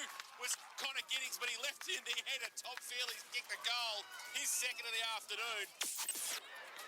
Yes, Tom Philly has 2 goals for Leopold. They're 5-5-35. They lead St Joey's 3-7-25 in the elimination final of the GFNL today here at West Oval. And it's halftime thanks to Gami Chicken and Beer. Treat yourself to some halftime Gami Chicken and Beer Warn Ponds. We'll go around the grounds thanks to Leopold Sporties, your complete family venue where Kirsch will be having dinner tomorrow night. First semi-final at the Gordon Tafe Oval. Between Bannockburn and Bell Post Hill in the Geelong District Football and Netball League. Bannockburn 40 lead Bell Post Hill 21. So the Tigers there with a good lead at half-time, and also first semi-final day in the Colac District Football and Netball League. Irrawara Biak 7-10-52. They lead Colac Imps 1-7-13. So around the grounds, thanks to Leopold Sporties. In the expert chair, as always, for Multi Skills. Unleash your potential with construction industry training at Multi Skills. Matt Kershaw, have you seen the First half of the elimination final has been a bit of a stoppage battle, hasn't it? It has. Both sides haven't really got their fluency going in their ball transition, have they? They've sort of been that, we've mentioned it a few times in the call, just that kick long to territory or kick long to a contest and, hoping they can get something out of that, a mark or some front and centres. With St Joseph's, they've just not got that sort of front and centre pizzazz at the moment. They need those smalls to get influential around the stoppage, around the fall of the ball. And at the other end, it's sort of been Leopold having that, they've kicked that long bomb from 65 on the run. They got one on the goal line and a couple other set shots. So, look, they just sort of nullifying each other, and we thought that before the game. We actually asked the coaches how they're going to sort of quell each other's ball movement, because they're both really good by foot, and they're actually nullifying each other, and that's what's making it such a kick-long fest at the moment, because they can't get their game going. The ruck battle, Hovey and De Grande against Trent West. West is winning it, but they're having a bit of an impact around the ground, the two of them, aren't they, De Grande and Hovey? They are, and that's where I think Carso was going to sort of put the asset on Hovey, where he can get around the ground and be really dominant. He was that kick behind the ball a fair bit that quarter as well, and he was quite influential. But Hovey he's actually doing a bit of clearance work himself from some of those stoppages. But yeah, there's two midfields that are contested balls that are going at it, and I don't think, whilst he's getting first hands on it, he's certainly not getting the hit-outs to advantage that they would have liked, I suppose, because both midfields are so hard at it. Head-to-head, thanks to Geelong Insurance Brokers, with more than 39 years in the insurance industry. Managing Director Don and the team at Geelong Insurance Brokers work with their clients to ensure they have the right cover, not just the cheapest premium. The head-to-head this afternoon, Kirsch, James Gow and Marcus Thompson. James Gow's been fairly good. He's been good around the stoppages and that, but I think Marcus Thompson's ability to sort of get up the ground defensively and get forward and get involved in chains is really important, and I think he's been really good in that area, and he just seems to always get to the outside after he's done the heavy lifting on the inside. So he's probably got his nose in front at the moment, because he just seems to be everywhere, Marcus Thompson, as he always does. Put his own footy. As he always does. We'll keep an eye on the head-to-head thanks to Geelong Insurance Brokers in the second half. They've had to, obviously with Hanks not playing, they've had to bring in a couple of others there. Antonak playing in the middle. Yeah, he's had patches in the first half as well, where he's been good and forward of the footy as well. Yeah, well, Antonak's that player that can sort of get up and around and use his pace to try and extract a clearance from the stoppage. But he got caught a couple of times, but that's okay. You've got to sort of try and get that exit if you can, and he's one that's spent a bit of time around the ball. Paddy Kelleher's another one that can get up the ground as well. But yeah, look, it's hard to replace a Brant Hines, isn't it? And you can't replace him with with another player, because you don't have the luxury of having two of them. So they're just going to have to do a bit of a team effort around there. But Leopold's midfield's having a great day out as well. So yeah, it's a really good battle in there. Grass has been good up forward too for St Joe's, giving them the target. Kick two. You know what you're going to get with him. He's just going to launch at everything, and I guess this meterage game's probably going to suit his style of football. But I think both teams now have probably had a good look at the breeze. They've realised, hang on, we can score or get ball up into our forward 50. Whilst you're not going to get enough ball inside forward 50 to score a big margin, you can score into that breeze. So it might be a case of just, all right, let's settle the tempo down a little bit, lower our eyes going into our forward line, and see if we can actually get some hit-ups rather than trying to just launch every time into our forward half. Big crowd here too at West Oval this afternoon for elimination final day. Beautiful afternoon, 20 degrees, and sun is out. Picnic rugs on the far side, Jace. We've got it on the hill there. Got it all. Beautiful. The crowds have come. Beautiful. It's a fantastic crowd. All right, we'll take a break. When we come back, second half action, elimination final this afternoon. Umpires back out on the ground. We'll go down to Jane Birch after the break and check the weather conditions thanks to South Point Garden Supplies, and come back and rip this one a new one. Leopold and St Joey's 5-5-35. The Lions, they lead St Joey's 3-7-25. The Joeys will have the wind in the third term, the premiership quarter. We'll see how they go today's game. As always, fueled by APCO Cafe 24/7, the new Mexican Jaffle, only at APCO Cafe 24/7. Live, breathe, K-Rock football. Herbie and Josh. But we do like to complain, sometimes be a little bit negative on this show. Yep. So you could be a professional complainer. I could manage that. I've got positive situations and want to see if you can complain about them. Okay, yep. So West Coast win flags back to back.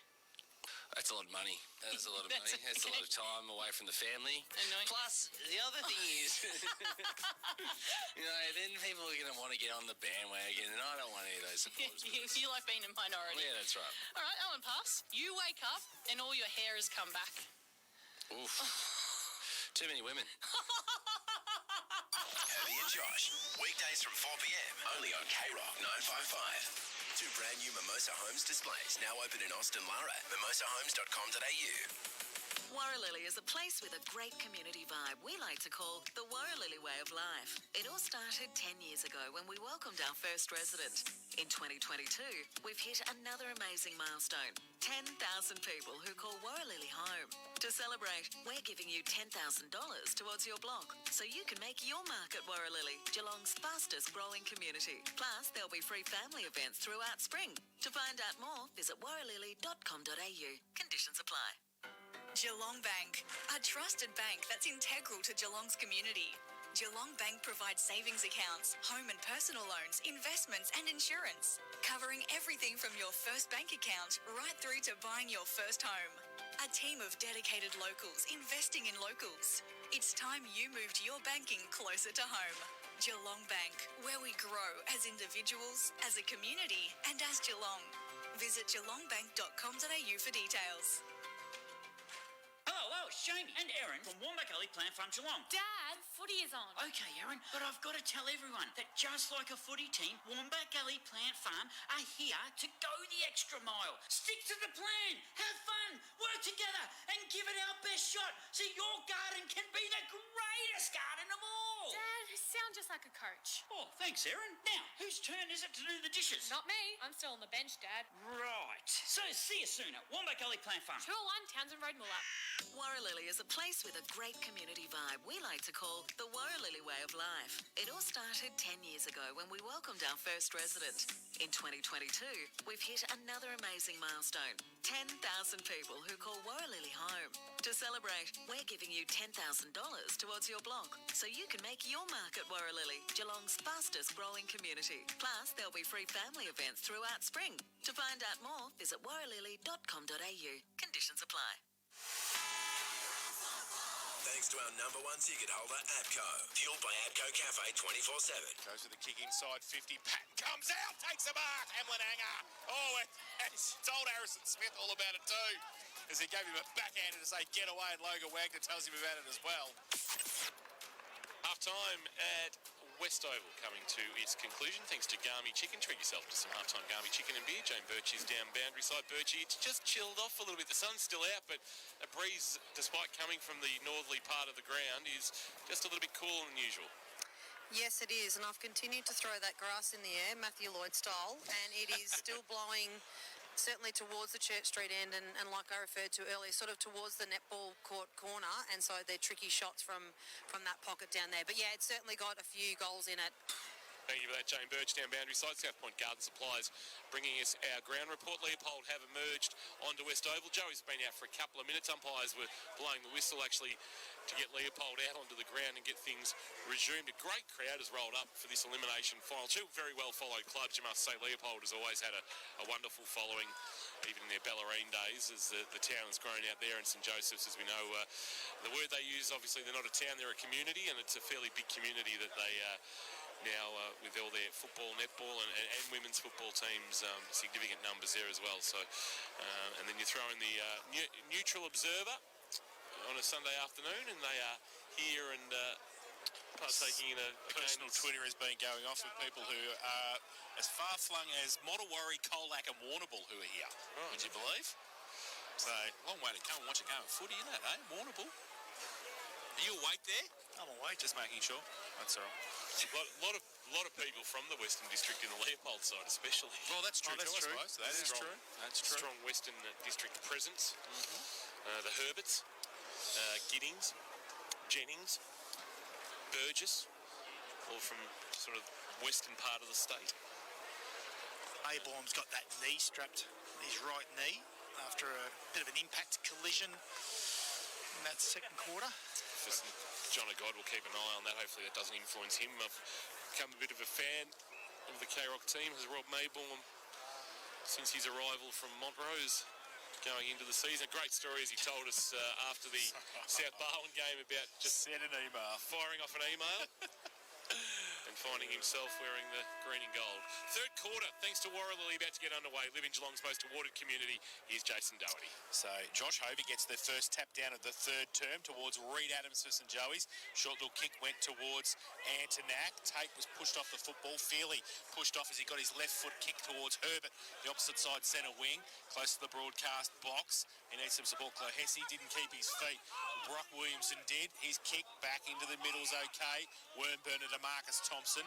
Runs defensive side of centre circle. Gets it towards Scott. He can't take the mark, and he's wrapped up by Ferguson. He threw the ball away. Hennessy for St Joey's. He can't pick it up. Worried out of it by Marcus Thompson. Wasn't he just in front of us over this side of the ground? And they've turned the ball over. Leopold. Buckley takes the mark at defensive 50. Now, Ollie Tate's come from the ground. Keep an eye on it, Birchie, because he's grabbing at the left-hand side of his face, maybe the jaw, after an incident earlier where he hit the deck. He might even be going towards the rooms, is he? Because he's in the hands of the trainers I think now. he got a finger in the eye, maybe. Yeah, was it a poke in the eye? Yeah, okay. He doesn't look to be in too much distress, but he did come straight from the ground once he collected himself. He was probably 30 to 45 seconds without being part of the contest. From the boundary throw-in, Marcus Thompson's done the roving for Leopold. He's kicked it straight out bounds out on the full. Down to you, Birchie. What can you see of Ollie Tate? He's just holding the towel up to his eye, so I think you're right. He's got a finger in the eye there. Nothing worse for St John of God. Clohessy with the resultant free kick, and that might go out in the full as well. It's going to flirt with the boundary line. Webb using the body on Burgess, couldn't reel it in. It's off his hands and out of bounds for a boundary throw. And right in front of our best seats in the house, thanks to Abco Cafe 24/7 and the new Mexican Jaffle. Only at Abco Cafe 24/7 on K-Rock Football. 35 playing 25, third quarter action. Ball back into play. Hovey front position. West from behind winning the tap down. Gow's at ground level. He put his head over the ball. Was wrapped up by the other 9 in Wagner. It came off his knee and rolled towards Hovey. Hovey will bang it on the boot. A high ball. That will flirt with the boundary line. With the flight of the ball, Jennings goes onto the bike track. Unable to complete the mark.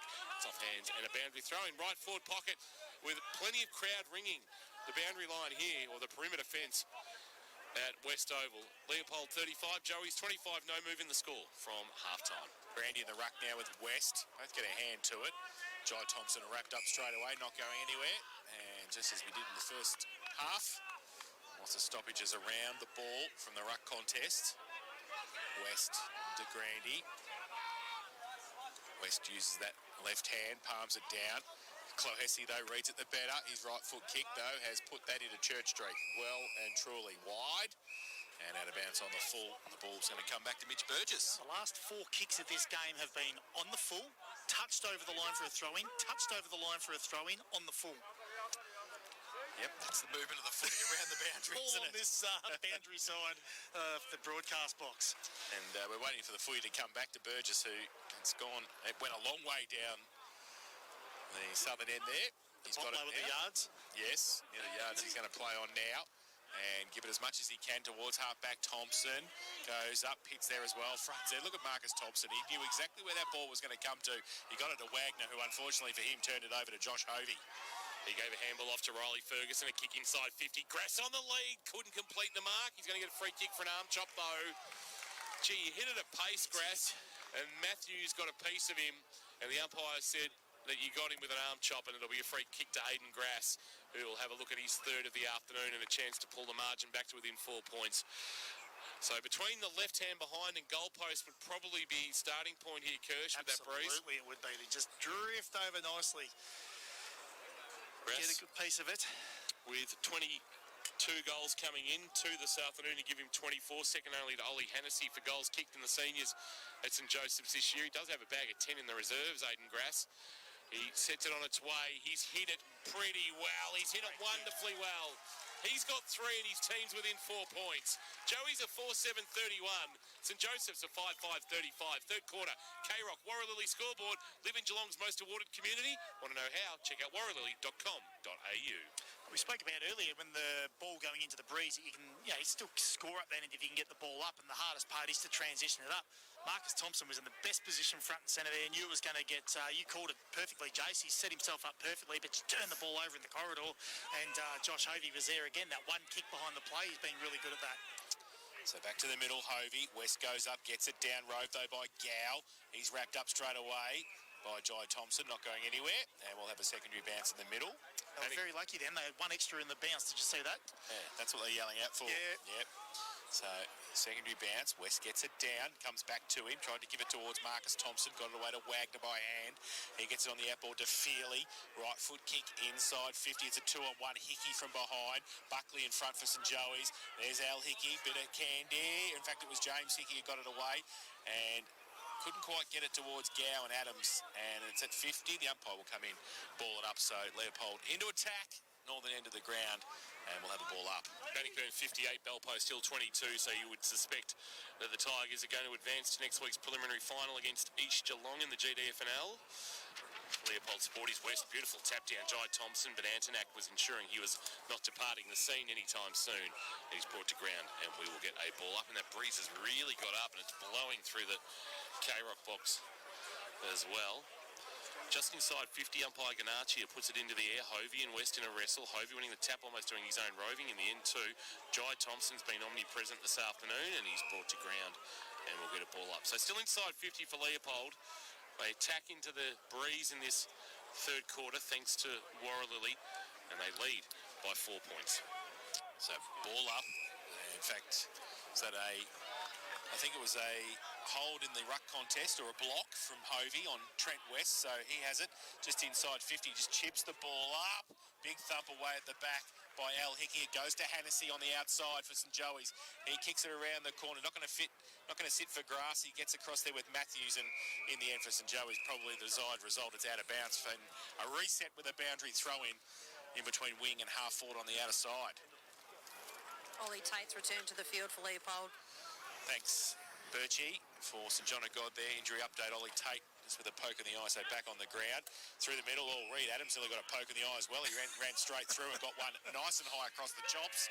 And we'll take the free kick at left half forward for St. Joey's. Wants to drive it inside 50. Humphrey to have Thompson gets to the front. Front and centre from Gow was perfect. He turned around right foot, and it is out of bounds on the full. And the boundary and goal umpires at that end of the ground today have had some work in this right forward pocket. And the free kick's going to come back for Leopold to Jet Matthews. Yeah, the northeasterly, the prevailing breeze this afternoon, which is no surprise this time of the year at West Oval, as the weather starts to fine up a little bit. Matthews, left back pocket. We'll bring it towards our best seats in the house. It'll hold up in the breeze. Trent Thompson front position. Good spoil O'Dwyer. Marcus Thompson front of the pack for Leopold. Just jammed it on the boot. Ball sat on its point and up for Al Hickey, who was dragged down by Rob Maybaum as he knocked it out of play. And we'll get a boundary throw. And you know what you get from Al Hickey every time, and that is 100% effort and commitment to the cause. He'll work his way back where he's playing currently on Marcus Herbert. Boundary throw in. Trent West front position. Nearly grabbed it out of the ruck. Palmed it into the path of both Wagner and Hughes. The premiership players fight for it. Handball release. Wagner just put it out in front of himself with his Werribee teammate Klahesi trying to close him down. And then Alderton comes across and ensures that ball gets out of bounds. And a stoppage. True centre wing. Broadcast side. 8 1/4 minutes gone on the Port Phillip Ferries time clock. Port Phillip Ferries, there's no better way to travel. And it's a 4-point Leopold lead. Big double fist from Hovey, as good as a kick, but it was taken nicely by Tate, who on his left hits a high kick to the wing. Maybaum comes with a run. Hovey on the juggle takes a good Hamlin hanger contender. It's been good, Hovey, around the ground, hasn't he, Jace? You mentioned it at half-time. Yes, he gives it away by hand towards Buckley, gives it to Gow, right on the boundary line, works in the phone box, goes long, 3-on-2. Thompson just works his way into the middle to take the mark. Trent Thompson, he wants to switch the ball. Dangerous kick. Muir comes across, puts the pressure on Marcus Thompson. He just stopped and waited, let Marcus run away, and enough forethought and sight to get it to Feely. Inside defensive 50 goes long. Falling over the crucial stage was Tate. Now the ball in dispute. Humphrey gets back there for St. Joey's. It was Austin to Angus. Now comes back to Al Hickey up the chimney with the kick. And at 50, nearly a mark taken by Grasscat. Wasn't there for St. Joey's. Ball still in dispute. Working overtime was Jennings. Now Matthews for Leopold. He kicks it back towards centre wing. And it's a free kick down the field, is it? For a push, I think. And it's going to be a free kick to Leopold. It's going to be Brock Williamson. He'll go short to Pitt, and it caught the St. Joseph's defence just on their heels at the moment. But Pitt now held up. He's just directing traffic. He'll bring it back to centre half forward. Marcus Thompson is marked right on 50. just slightly right of the corridor, but not much. He'll go short, and presenting up is Williamson. It was touched off the boot, and now Williamson will hit the ground running, pulls the kick, but pulls it too far, and through just for a minor score, and the margin is 5. Leopold 5-6-36, St Joseph's 4-7-31, as we've gone 10 minutes on the Port Phillip Ferries time clock. Third quarter of K-Rock football, thanks to Warralilly. Live in Geelong's most awarded community at warralilly.com.au. So Jack Buckley with the kicking and duties for St Joey's. Plays on and goes with a Zach Tui torpedo into the middle. Tate just takes the mark. That is a good mark. He's got a good pair of hands on his head. Has. And inside the centre square takes it and goes wide. Looking for Burgess. Can't find him. Gow's there. Leaves it for Alderton. Was that a push hold trip? And that was a hold to James Gow, I think, there against Wagner. So at half back, it will be a free kick to James Gow. He drives it long towards Mullen and Humphrey. Mullen goes up. Oh, sticky fingers couldn't quite take it. Comes to the back towards Liam Herbert. Leaves it behind. Jai Thompson falls over the crucial stage under pressure. Humphrey in there again, working hard for it. That's Austin. And he's wrapped up. And the boundary umpire might need a new whistle too. That didn't sound too crash-hot. Lost his pee, I think. His pee.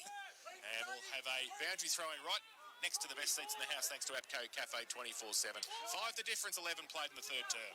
De Grande and West will do the ruck work. De Grande, St Joseph's front position, won the tap down ball about 15 metres for his team into the path of Alderton. Hughes just to hold him back. Ball spilled. Gordon. Handball release good for Tate. Tate, though, under pressure into the path of Ferguson for Joey's. He couldn't take it cleanly. Tate had to come again and took the loose ball and was wrapped up in a tackle. Ferguson involved. And 40 metres out from the Joey's goal. We will get a ball up. 11 and a half minutes gone. Need to put themselves in front, Kirsch, just to give themselves some belief here. Oh, they do. At least a couple, I believe. West won the tap down. Adams did the roving handball at close quarters. Mullen just fired a handball indiscriminately forward, attacking at Burgess and throwing it on the boot, pumping it towards the wing. Giddings went with the one hand, couldn't complete the mark. Cleaned up at the back by Gus Humphrey. High floating ball. Mullen underneath it. Not a bad effort. Pay the mark or free kick. Take your pick. Hamlin Hanger contender if it's a mark. 2 Lions bearing down on him. Took him with his knees in the end. And in the end, he was able to clutch it. Yeah, rolled down the chest and sort of sat in his lap. And he'll be paid the mark. And the man on the mark will stand 51 from goal. Time's been blown off for the moment as Jack Mullen just does some running repairs on the boots. Just can't get the boot back on. Now he might just have to... He's taken it off for the moment. He's going to kick. Is he going to kick with no boot? Well, he's not going for a shot then, is he? Because if he's looking for something to present. Ferguson short is his option. He's got another one potentially in Clohesi or Alderton. Alderton took it off the hands of the pack, crossed the face of goal and through for a minor score. And the boot will stay there for the moment. In fact, no, he'll go back and retrieve it now, Jack Mullen, and throw the boot on. He actually might even come to the bench and undo the laces and get it back on, and Leopold through Burgess. Here he is. You're actually going to get involved in the concept. And he's taken the mark right next to the boundary line. So Jack Mullen will kick again without no boot. So he's at centre wing. And just kick as long as you can with no boot, Jack. He does. It's not a bad kick, actually. Inside 50. Big back there. Oh, nearly a great mark for Leopold. And might be a couple of injuries there too as well. The ball spills through to Tate. He gives away to Gordon. His handball close to the boundary line. And there was no other reason for Sam Hughes to run out of bounds than he was taking it over. And Trent Thompson's taking a while in back play to get up. He's looks a bit sore. We'll keep an eye on him for St John of God. And a boundary throw in.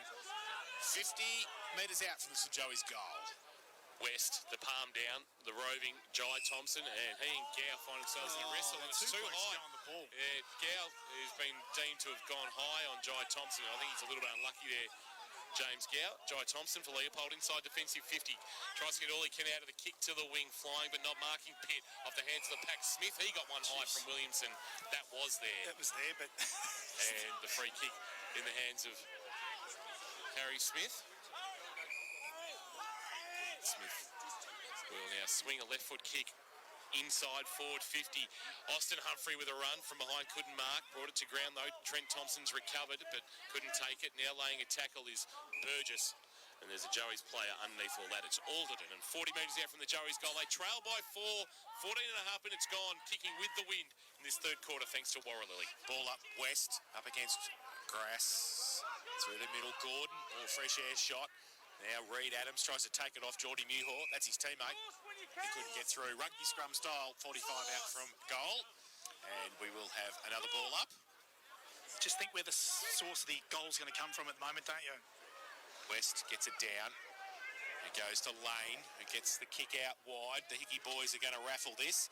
Alan James, it doesn't sit for them, comes back towards Al, but he leaves it behind as well. Now Pitt gives it to Liam Herbert, who breaks free, goes with the ball inside 50. Humphrey had to be good and needed some support and got some to Grandy. Shuffled the handball away.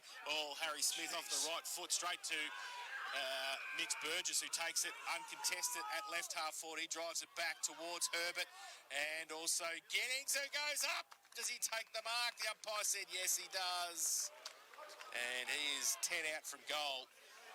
And there was 3 or 4 St Joey's players there, but they couldn't handle him going straight up with the hands, taking the mark at the point that he could. He's a big boy, and he's going to shoot for goal from 10 out directly in front. And all the play for St Joey's, Kirsch, and this is the wasteful opportunities in their forward half. But what was Harry Smith's kick? What was he thinking? He had plenty of time, and pressure of a final. It was, absolutely. And that's perceived pressure.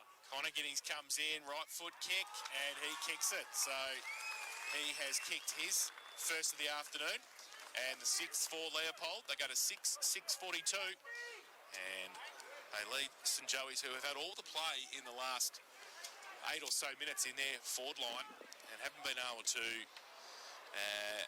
score basically. 4-8-32, so back to 10 points of difference. 16 and a half played third term. Warralilly K-Rock third quarter scoreboard. Got to take the opportunities, all opportunities, any opportunities. Scoreboard pressure is everything, and particularly in a final, it's everything.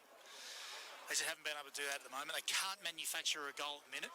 Bannockburn 58, lead Belpost Hill 28. Dill Whitney with a shot at goal for the Panthers to pull them within 4 goals as we approach three-quarter time at the Gordon Oval. From the ruck contest, it was won forward by St Joey's, but pushing the back by Alderton on Marcus Thompson of Leopold, and he's got it just inside defensive 50. He will tuck it under the arm, play on, under pressure from Grass that came, the kick to the wing, and well played by Reed Adams. Used the body well on Ollie Tate. Took a nice mark. Adams looked at Clohessy at centre half back, would be better advised getting the ball going forward, and that's where he goes now, looking for Grass, can't mark for Joey's. Off the ground went Lane. West juggled it and took it. He paid the mark, didn't go 15. Handball back to Dixon. Dixon goes wide, and out there taking the mark is Liam Herbert to set things up for Leopold. He chips the ball back in board. Jai Thompson had to be strong across the ball. He was in front of Antonak, plays on. Left foot kick inside 50 now. Patton comes out. He might get, was that a free kick to Pitt for a chop, I think? He went up in the marking contest. Al Hickey can't believe it. He just hands the ball back to Jake Pitt. And a little bit lucky, possibly. Leroy smiles from the Leopold coaching staff. Take it when you get it. And Jake Pitt will shoot for goal from 35 out directly in front. So this to make the margin 16. And kicking against the breeze in this third term, Leopold. So 2 in a couple of minutes if he can put it through. Pretty close. Has he brought it back? He has. And that is their 7th. Leopold 7-6-48. They lead St Joey's 4-8-32. And that is on the Warralilly K-Rock third quarter scoreboard. Yeah, great play by Leopold. They just need to... They've got so many players down at the moment, St Joseph's, particularly in their forward half. They just need a lift from a few others, and just, like I said, that scoreboard pressure is everything. They just take it. They're bombing the ball in the forward every time, line, aren't they? Every second half time. They need to lower their eyes, and they need to change their... You're playing into the hands of Leopold at the moment, the way they defend, and they structure up so well. Into the air it goes again, Hovey and Giddings. Giddings may be winning that tap down. Chance here for Tate. Handball on the up to Williamson, who fires it out to our broadcast wing. Feely, great tackle, Clohessy. Oh, wow. I can't watch this That's anymore. been paid as a push or a sling tackle. And it's not. It has hurt Feely, but not because of anything wrong that Clohessy did. The kick now for Clohessy short to Burgess, and you're thinking this might be done and dusted. They'll need to find a big effort here, kicking into the breeze in the last quarter, Joey's. They trail by 16. Burgess sending it long to a marking target, and Pitt off the hands of the pack. Williamson tidied it up outside of the right boot. Rolling, and cleaned up by Kelleher, who sees it through for a rush behind. It was on target from Brocky Williamson. Would have been some sort of goal. but Callagher was able to get back, put it through, and the margin is now 17 in the game. In the hands of the Lions as we approach time on in the third quarter on the Port Phillip Ferries time clock. Jack Buckley kicks it in. Lane with a big double fister. Push. Shepherd. Free kick. Leopold. And Burgess has got it. Chips the ball over the top. And Herbert has to give it back to Lane. Off a step kick. Smothered was from Geordie Newhall. Sees it over the boundary line. And we'll have a throw in. Left half forward for Leopold. Northern end of the ground. So 17 points of difference. We've played 20 minutes in this third term. Port Phillip Ferries time clock. Port Phillip Ferries, there's no better way to travel. Boundary throw in. Hovey takes it out the ruck contest. Gets a kick towards centre wing. Newhall tracks it back towards the boundary line with Lane. They see it over. And we'll have another boundary throw in. 59 plays 34 at the Gordon Tafe Oval in the first semi-final of the GDFNL. Bannockburn leading Bell Post Hill. Yeah, thanks to Leopold Sportage, your complete family venue. They need a goal, Joey's desperately. Boundary throw-in. Hovey will grab it out of the ruck after being favoured by the throw-in, but he lost it in the tackle of Williamson. And now we've got a kicking in danger decision that will see a free kick going to Williamson. And Reid Adams was questioning where it had to go. And finally the umpire said, no, Brock Williamson was your man. He wasn't behind the mark. Now he'll send a kick towards half forward. Big fly Giddings, ball out the back, cleaned up by Gus Humphrey of St Joseph's before he's helped out by Tom Scott. And a boundary throw in at left half forward. So Kirsch has been perplexed by a couple of decisions this afternoon. 38 of them, actually. out of the 60 we're up to. Boundary throw in. Tapped down by Giddings. Ball rolling. Hovey can't take it. Williamson was clean. Handball on the up. Wagner confronted by Alderton. Class, your other handball back. Lane didn't take possession. Smartly tapped it back to Williamson. And then he went inboard for Marcus Thompson. Missed him initially, but Thompson was good enough to pick up the loose ball. Jam it on the boot inside 50. O'Dwyer, though, outbodied Pitt, took the mark and then quickly gave it off to Smith. Smith now from inside defensive 50. Tries to drill it out towards half back. Needed some support there, Callagher. And he got some from Hickey, but Thompson was there with Liam Herbert for Leopold, and they were able to see it over the boundary line. So another stoppage, another boundary throw in into Leopold's attacking zone. They're about 60 from goal. De Grande comes down to do the ruck work against West. Both get a hand to it. Gow in the front for St Joey's. Long kick. It's a 3-on-1 though. Humphrey's got 3 Leopold players against him. Getting back there and helping out there was Jennings. Goes wide to Maybaum, who takes the mark at half back. They're streaming along centre wing. Goes with a right foot kick towards half forward. Giddings goes up. In fact, it's Pitt who goes up and takes it at left half forward. He goes towards Patton. Good kick. Good lead. And Mitch Patton has got the ball on the boundary line about 45 out from goal. And he has kicked one this afternoon. And if anybody's going to kick one from here on the boundary line, on the bike track, it's Mitch Patton right in front of the St Joey's coach's box. See, most grounds you wouldn't have that run up, would you? Because no. You'd have a down the fence there. You'd have a fence. That's right. So he comes in. He's 45 out on the boundary line. Left forward pocket, northern end of the ground. And he's kicked the goal! Lammy's Tavern goal of the day, Mitch Patton. He's kicked his second and 57 for the season. And he has ripped the heart out of St Joey's coach's box right in front of him as well as he kicked his second. And Leopold against the breeze, 8-7-55. St Joey's 4-8-32. Warralilly, K-Rock, third quarter scoreboard. Make no mistake, the degree of difficulty of that. You are going down an incline. Then you hit flatness off the grass, and then you've got to kick with momentum again. That's a great kick. That is a fantastic kick. Back in the middle, wonderful roving Williamson and Leopold burst away again inside forward 50 down low. Pitt on the half volley. Oh, he almost claimed the mark. Wasn't a bad effort to take it as cleanly as he did. And now the ball's locked up underneath him and we'll get a ball up 45 out from goal. And I reckon one more goal might just about put this one to bed if it's not already. Yep. It's disappointing to say for St Joey's. Tap down, West. And from that stoppage, they're going nowhere. Bottom of that is O'Dwyer. He's wrapped up. We'll get a ball up. About 40 from the Leopold goal attacking the northern end in this third quarter thanks to Warralilly. Tapped down to Grande. Did his own roving but was dumped in a Williamson tackle and slung to ground. And we'll have another stoppage. 24 and a half minutes gone. Leopold will kick with the breeze, although Birchie has just died a little bit from your vantage point down there for South Point Garden Supplies. Yeah, it has dropped off a little bit. It is interesting, though, that both teams seem to have moved the ball more efficiently into the breeze because they've lowered the eyes and been more accurate and efficient with their kicks. So Marcus Thompson put it towards the teeth of goal too then, and there's a few cheers for a behind. So it was rushed through for a Leopold behind at the northern end of the ground. They go to 8.856. And lead St Joey's 4.832. Jack Buckley's going to bring it back in for St Joey's. At the northern end of the ground, he plays on, kicks it as long as he can towards Grass, who has to go up third man. At the back, though, Williams Burgess has got it, gives it away to Jennings. Left foot kick, pretty close to the boundary line, pretty close to the bike track, 2 out of bounds on the full. And a free kick to St Joey's. Luke Webb will take it on centre wing. 25 and a half minutes gone, not much time left with the breeze for St Joseph's. They would need to do what Leopold had done in the third quarter in the last term, St Joey's, if there to be a chance to advance. Kick towards forward 50, Maybaum, uncontested, has taken the mark. Rob Maybaum just saying, we'll settle things down here, gentlemen. Enjoy this 24-point buffer. Maybaum pulls a kick towards from whence it came, flying, getting up high but not marking, was Pitt. Jeez, he's got a leap on him, Jake Pitt. And Maybaum doesn't seem to be too hampered by that strapping that he's got. He's actually going to do some ruck work here. Is he? No, West is going to do the ruck work against DeGrande. Maybaum will just...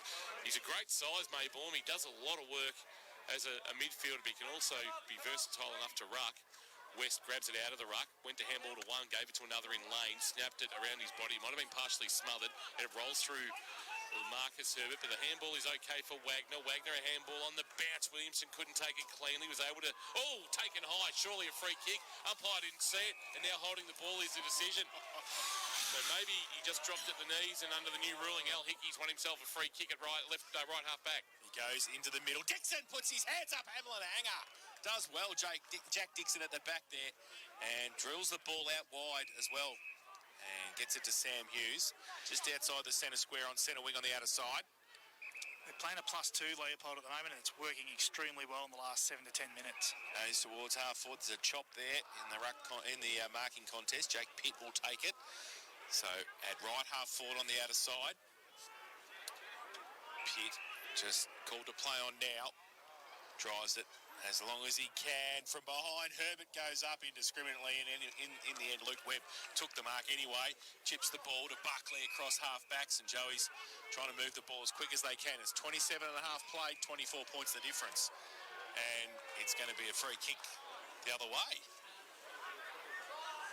And coming back to Leopold, it's going to go to Tom Feely. And what was that for? I have no idea. There doesn't seem to be much remonstrating. No. You might have caught one high. Yeah, maybe.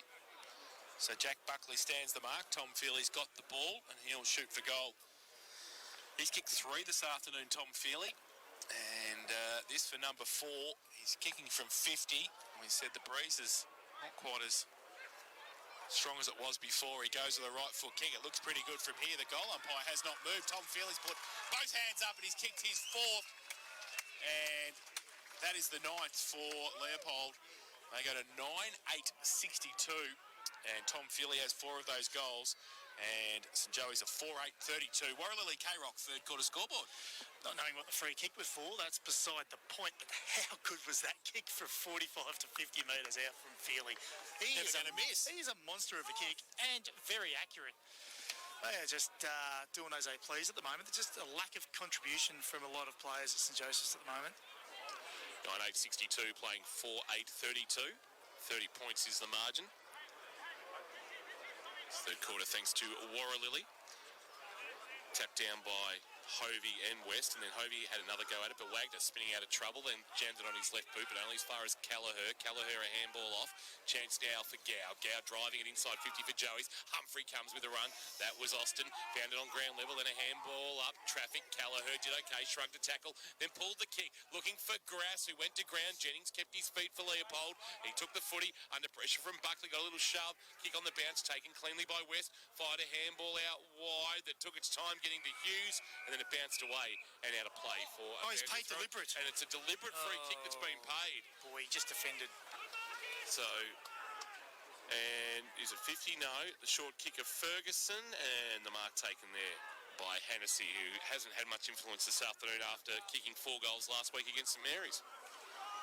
Well, he has to try and have an influence now. He's kicking from 50 out, and they need a goal, St Joey's, before three-quarter time. He plays on now, gives it everything he's got. Top of the goal square. West comes in, big thump through and a rush behind to St Joey's. They go to 4-9-33. Trail Leopold 9-8-62. Royal Lily K-Rock third quarter scoreboard. Short kick in from Gordon, marked by Burgess. He goes outside defensive 50, and Tate has taken it. He'll just retreat inside defensive 50 for the moment. His team enjoying a 29-point lead, and there's a 50-metre penalty for getting in the protected area. Might have been Jack Buckley who found himself infringing, and that marches Mitch Burgess out of trouble. Or was it Gordon? In fact, it might have been Tate. Now he goes short, and then the driving long kick. Jai Thompson, it's a helicopter top of the square off the hands of Pitt. Front of the pack, Callagher for St Joey's, who's happy to concede a behind with a handball, and the margin again is 30 points. 9-9-63, 4-9-33. This quarter has been a long one in terms of what we've seen previously this afternoon. Nearly 31 minutes ticked over on the Port Phillip Ferries time clock, and Bannockburn 60 lead Bellpost Hill 35, with Kieran Fulton looking to give his team a 31-point lead early in the last quarter at the Gordon TAFE Oval. So the ball, Luke Webb kicked it in for St Joey's towards Oscar Morrison. Ollie Tate was across there as well and saw it over the line. So another boundary throw in, about 60 around for the Leopold goal. Very late stages of the third term here at West Oval. 30 points of difference. Kieran Fulton did kick that goal, so they lead by 31 Bannockburn. You would suspect they're off to a preliminary meeting with East Geelong next Saturday. So throw in. West falls over the crucial stage in the contest. Still got it down towards Tate, though, as the siren sounds. 4 3-quarter time here at West Oval. It's Leopold with a 4-goal third term. 9-9-63. They lead St Joey's 4-9-33. They call it the Premiership quarter, and while Leopold won't be winning a premiership today, 4 goals into the breeze while keeping St Joey's to 1 goal 2 is going to prove decisive in this one. They lead by 30 points. With the aid of the win, they'll kick in the final term. They are well placed to advance to a first semi-final meeting with Colac next Sunday here at West Oval. We'll take a break. Back shortly thanks to the new Mexican Jaffle, only at APCO Cafe 24/7. It's Sunday afternoon GFL footy. Live, breathe, Carrot football. When you turn the radio on, you want to know that you're getting the songs that you want to hear every time. And that's what we deliver. The new stuff. The old school stuff. And the, oh yeah, tune stuff. Put our hands up like the ceiling can't hold us. Like the ceiling can't hold us. The best music picked especially for you. Live, breathe, Geelong in the Surf Coast. K-Rock 955. Warralilly is a place with a great community vibe we like to call the Warralilly way of life. It all started 10 years ago when we welcomed our first resident. In 2022, we've hit another amazing milestone. 10,000 people who call Warralilly home. To celebrate, we're giving you $10,000 towards your block so you can make your mark at Warralilly, Geelong's fastest growing community. Plus, there'll be free family events throughout spring.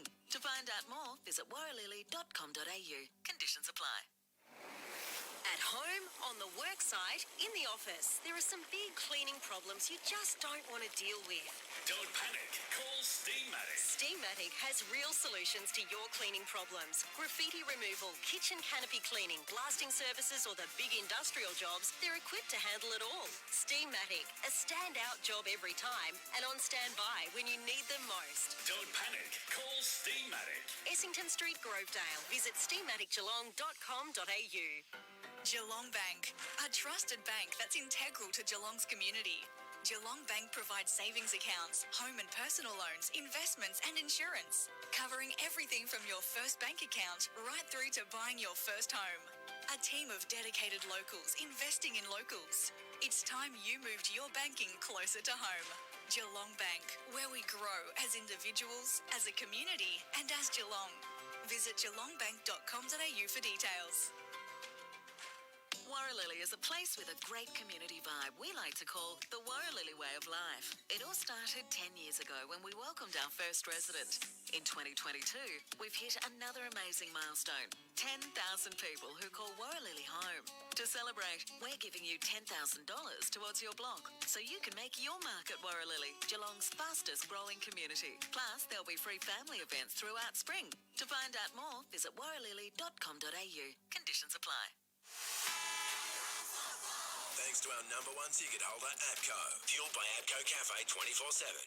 He's 45 out on the boundary line, left forward pocket, northern end of the ground, and he's kicked the goal! Lemmy's Tavern goal of the day, Mitch Patton. He's kicked his second, and 57 for the season. He's on 198 for his career, in fact, Mitch Patton. So if he jags a couple in this last quarter, he'll bring up his 200th goal in GFL senior footy. 99-63 Leopold. They're on their way to a first semi-final, I should say, out of the elimination final. St Joseph's 4-9-33. They'll kick with the breeze in the final term. Matty Kershaw on the experts chair for multi-skills. Unleash your potential with construction industry training at multi-skills. Kirsch, the third quarter there, really important from Leopold. To kick 4 goals into the breeze, the way they used the footy and found the ball at ground level inside 50 was something that's going to prove the difference, you would think, in this contest. And there you hit the nail on the head there, King. It's the way they moved the ball. They moved the ball. They transitioned from their back half, which was well set up. They played with a +2. They moved the ball through the corridor really well. They got the switch going really well, and they just maintained possession getting into their forward half. And I think we mentioned it off air that when the ball's going to a contest in their forward line and the ball spills to the front of the pack or out the back, they've got numbers and they hit them at pace and they just create havoc by getting some numbers at the fall of the ball and representation. At the other end, St Joseph's just fell straight into the hands of Leopold, and well coached because they set him up really well. That when the ball went into their forward line high and deep, they were able to defend it with ease and exit. So, look, I would have thought that St Joseph's would have come out after the lessons of that first time with the wind. Lower your eyes, hit the hit-ups. They're going to have a +1 down there, or a +2 in this case, and let's try and maintain a bit of possession. But they didn't, and they wasted a lot of opportunities going forward, and that's really the tail of the tape at the moment. And Leopold went up the other end and went bang, bang, bang, bang. Yeah.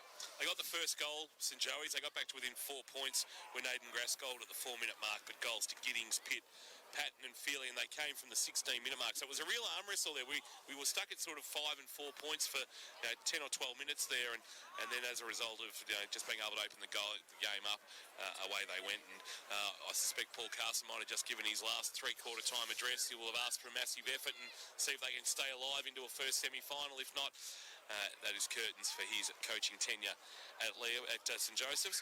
Leopold, Gary Hocking just holding his boys a little bit longer. They'll break now, and we'll go down to Jane Birch. Birchie, you went down and had a listen to the huddles. What did you glean from either Leopold or St Joseph's? I made my way out to the St Joseph's huddle, and look, there's still a lot of belief there. They haven't thrown the towel in yet. Paul Hood just urged his midfielders they've just got to play the biggest quarter that they can, and they're still in it, and they just have to give it everything they've got. Paul Carson pulled them in pretty tight at the end, gave them one final address for this match anyway, and there was 3 messages on the board: win the contest, take the ball off the line, and just give it everything you've got. Thank you for that. Jane Birch down boundary side with us this afternoon, and of course for South Point Garden Supplies, keeping an eye on the conditions, and that breeze still favouring very much the southern end of the ground, the end that Leopold will kick in this final term. So what you're hoping for St Joey's is that they basically have to double their score to win and keep Leopold scoreless, and Kirsch, that's a nigh on impossible task. Absolutely it is, but I tell you what, I think King, they get the first goal of this quarter, and you watch the Leopold faithful get vocal. The Arthurs in the crowd, they'll be up and about, won't they? He thinks he's at Jubilee Park today the way he used to be in the glory days of cricket. Hey, have a look at him. He just gets amongst the coaches. He just thinks he's part of the outfit, doesn't he? Look at him. They win a premiership, it'll be about Arthur. Yeah, absolutely. They are up and about Leopold that quarter, and I think they'll finish the game off strong, Kingy, and they'll set it up nicely for next week. Final quarter, thanks to Edge Advisory, Sean McWilliam and the team at Edge Advisory joining K-Rock Football through the finals campaign. We're the team partnering with you, making smart money choices, specialising in retirement planning, superannuation, investments and insurance. Umpires just waiting for one extra on the bench for Leopold. Last of the crowd to come off. Young fella in number 14, not like they need another number 14 out there. They've got enough. Well, the opposition doesn't want another 14 out there. I've got an interesting stat for you, Kingy. Luke Webb has only played this end of the ground all day. Yeah, wow. And he's gone back behind the footy. Had it written in his contract. And he's actually playing on number 14, Jai Thompson, for Wombat Gully Plant Farm. Leanne's that gone to the outside for the first time today on a wing. Against Tom Feely. And that's his umpire Ganaccia holding the ball off. Final quarter, you would think of the season for St Joey's and Leopold to advance. We'll see what unfolds over this last term of football. Hovey gets it down for St Joey's. Leopold again, the numbers. Feely got it from Thompson. He gave it to Wagner. Goes towards Giddings at half line. Oh, Webb comes across, as always, across half back. Well, when he's playing in the back line anyway. Luke Webb takes the mark. Got it short to Riley Ferguson. He kicks it outboard. It's okay. Finds Harrison Smith. Hasn't been a lot of this today, has he, No. Jace? That switch of the play, taking it off the line. Yep, so he drives it towards Antonak, who comes in from his wing position, taking it centre half back. So still defensive play for St Joey's. His ball was partly smothered, but falls into the arms of Adams, who gives it back to Antonak, who helped him out. Wants to take it on, takes a bounce along centre. Oh, wow. I think he was okay there. Yeah, I thought he was okay. Took a bounce, didn't he? Yep. But he's been given a free kick against for running too far with the ball. So free kick coming back to Trent West on centre wing. West, a handball off to Burgess, who doesn't run too far, and he drives a kick into the left forward pocket. Patton works Smith off the foot. He couldn't take the mark, though. Buckley being held by Jai Thompson. Umpire said play on. Picked up by Gus Humphrey for St Joey's, and he was taken high. And it might be a 50-metre penalty there against Jai Thompson, and it is. Yeah, Thompson knocked it from his grasp, and the umpire was alert to it. And that will march Gus Humphrey into the centre circle. He's now called to play on, so he sends a kick now short. It was partially smothered, wasn't a great kick. Did Grass no favours. Picked up by Tate, who fires a handball very, very wide to Feely. Feely, true centre wing, banging it long inside forward. 50 Joey's with numbers back, too much on the kick. And Smith judged it best, took the mark. 25 for his defensive goal for Joey's. Oh, he goes towards Ferguson, who has to go up against Pitt, the taller. Now Al Hickey gives it away to Ferguson again. He tips the ball around the corner towards Mullen. Doesn't sit for him on centre wing. He's got a couple of Leopold players against him. Ferguson comes across and gives away a tackle as well. So it's going to be a free kick to Gordon for Leopold. Gives it away to Burgess, who runs past a couple of St Joey's players. Dangerous kick, but might work out okay because they've got some speed on the outside here. Feely goes long inside 50 for Leopold again. Patton leaves it for Giddings. Wants to go left, right. He's on the boundary line. Kicks it to the top of the square. But filling the hole is Jack Buckley, and he takes the saving mark for St Joey's. 30 is the margin, as it was at three-quarter time. No addition to the score in this final term for Edge Advisory. Short. Oh, that's not a great kick. Buckley's kicked it straight to Harris Jennings. Man of the mark stands 45 from goal. And Jennings, who's kicked the 5 goals this year, notably playing in defence, a chance to put the nail in the coffin for St Joseph's season. Harris Jennings, the Portland product, took a wonderful mark to start the season, and a chance to kick a goal to kill off St Joseph's season from 50. Starts at left, looks to work it back. He kicks a wonderful goal. He judged that perfectly, and he's put his team guaranteed into a first semi-final meeting with Colac next Sunday afternoon back here at West Oval. They moved to 10-9-69, playing 4-9-33. Final term thanks to Edge Advisory. We're the team partnering with you, making smart money choices. Well, when things aren't going well, they're not going well, Jace. And when you just give it back to the opposition, sort of within your defensive 50. Sort of had 3 or 4 options too, didn't they? He did. Yeah, anyway, it's just a skill error. It is today. He's going to curl up in the corner. Exactly. Kirsch, I think so. West gets it down in the middle again. Herbert Marcus, handball chopped off. Now Gow goes the other way, gets a kick, clearing towards centre wing. Tap back. Gordon tried to get it to Feely. Mullen comes in on centre wing for St Joey's. Too slow. Feely got him, wrapped him up, dropped the footy, advantage paid. Marcus Herbert short kick towards Pitt at centre half forward. 55 from goal, not without a show, with the breeze behind him. I think they're telling him to shoot it up. The boys at the bench are saying, shoot it up, Jake. He's kicked 2 this afternoon. He's within his rights to have a go, isn't he? Why not? He's only 50 on the 50. He's 55 out. He's got the breeze. It's like a 45-metre kick. He's a good kick. He's going to kick this to the right-hand side. You watch now after we build him up. He's kicked it to the left-hand side. Terrific. Too much. Angus Humphrey takes an uncontested mark in the back pocket for St Joey's. He'll go across the face of his defensive goal, and Webb marks between the right-hand goal and behind post. They find themselves a long way from home and in a very big hole. He pulls the kick towards half-back. It's a floater. Clohessy, though, got good protection from Hovey, was able to mark uncontested. So one of the positives out of this year has been the form of young Clohessy, who, of course, saw some time with Werribee during the year, playing 5 games. Kicks to Gow, who surely gets a free kick. Oh, wonderful mark, Gow. Controlled it with his left hand and reeled it in despite the pressure of Gordon. Hamlin Hanger contended the kick. Was intended for Mullen, but it was knocked away. Trent Thompson, a handball on the bounce. Burgess, a bounce, confronted by Gow. Handball on the bounce to Marcus. Herbert ran out of room as Buckley takes him over the boundary line. Could have probably dumped him on the bike track, but was a bit smarter than that, Jack Buckley. And we'll get a boundary throw in. Right where the 50 meets the boundary line. Leopold in attack. They lead by 36 points on the final quarter. Edge advisory scoreboard. So West in front. Hovey pushed him around and got it away to El Hickey. Newhall wrapped up straight away by Feely, not going anywhere. The umpire will come in and ball it up. Right half forward for Leopold. West and Hovey neither get to the ruck contest. Adams gets the handball out. Oh, Maybaum goes over the top of Al Hickey. Rides him like a bucking bronco. Pushes him over the top. Wrestling move. And no free kick there. So another ball up for West and Hovey. West gets it down. Jai Thompson roved it. Left foot kick inside 50. Again, one extra there. And Harrison Smith takes the mark. Dangerous kick. Goes across the 50. It's a 2-on-1, and in front taking the mark is Liam Herbert for Leopold. He chips the ball. Webb comes at it. 4 around, and Luke Webb's going to end up with it for St Joey's as well and get it clear. He sends a kick wide. Mullen will run onto the ball and take it on the first bounce and then fire a handball forward towards Hennessy. Hennessy's got it at right half forward for Joey's. A driving kick inside forward 50. Back with the flight, Aussie Humphrey. De Grande coming up the other way has claimed the mark. Well, I thought Aussie Humphrey had first hands on that footy, but the umpire was happy to pay the mark to De Grande, and in the end, that's going to be by the by with the result, unless they got on some sort of miracle roll, St Joseph's. Paddy De Grande. Might be happy the wind's died down a little bit here. Jason doesn't blow it out of his hand. It's an awkward kicking style. It's a floater that won't have the carrying on the line. It was Jennings who was happy enough just to get a fist on the footy and knock it through for a minor score. So rush behind there for St Joey's, 4:10:34. I've got them at 6 rush behinds this afternoon. And Leopold, 10:9:69. Final term has gone 7.5 minutes on the Port Phillip Ferries time clock. 6 long points, Kingy.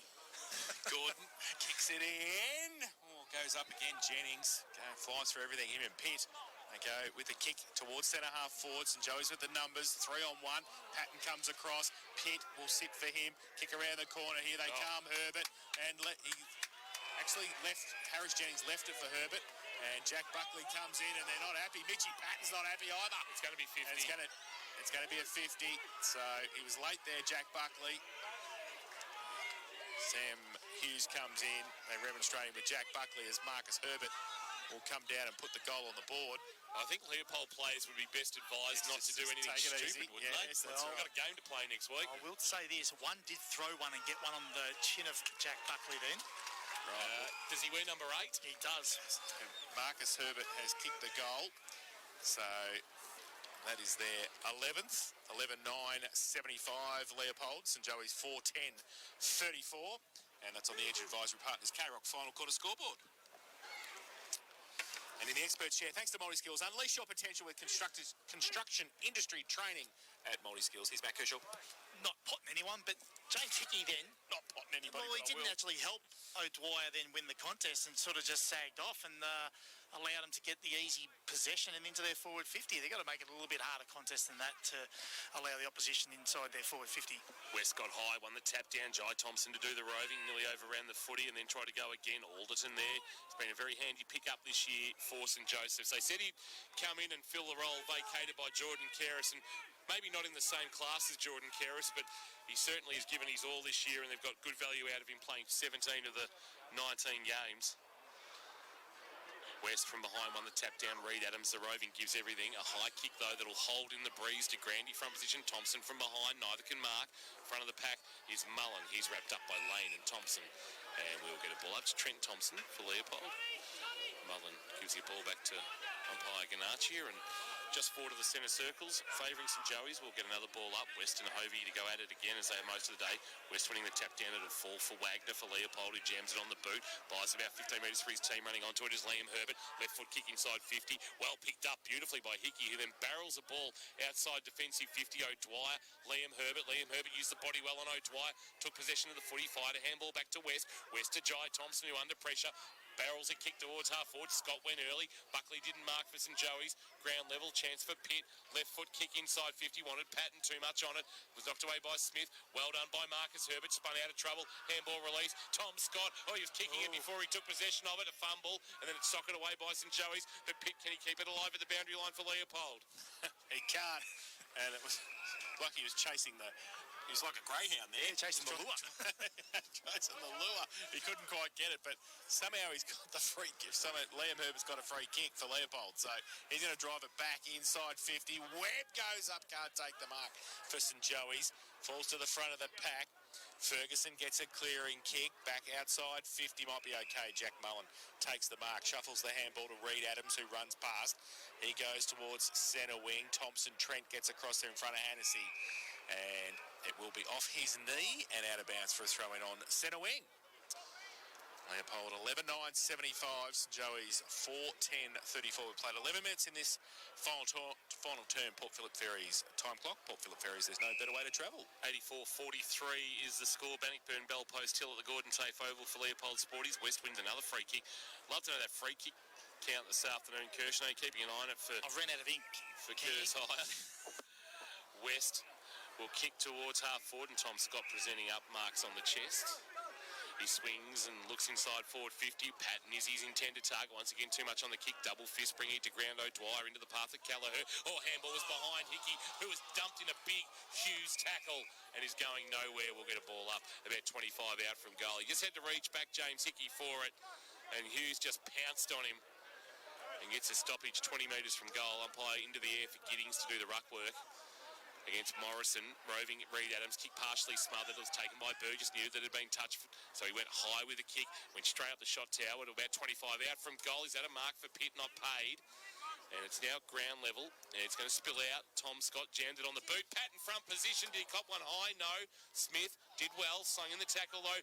Giddings tried to free his arms for a handball, did so, but was taken by O'Dwyer.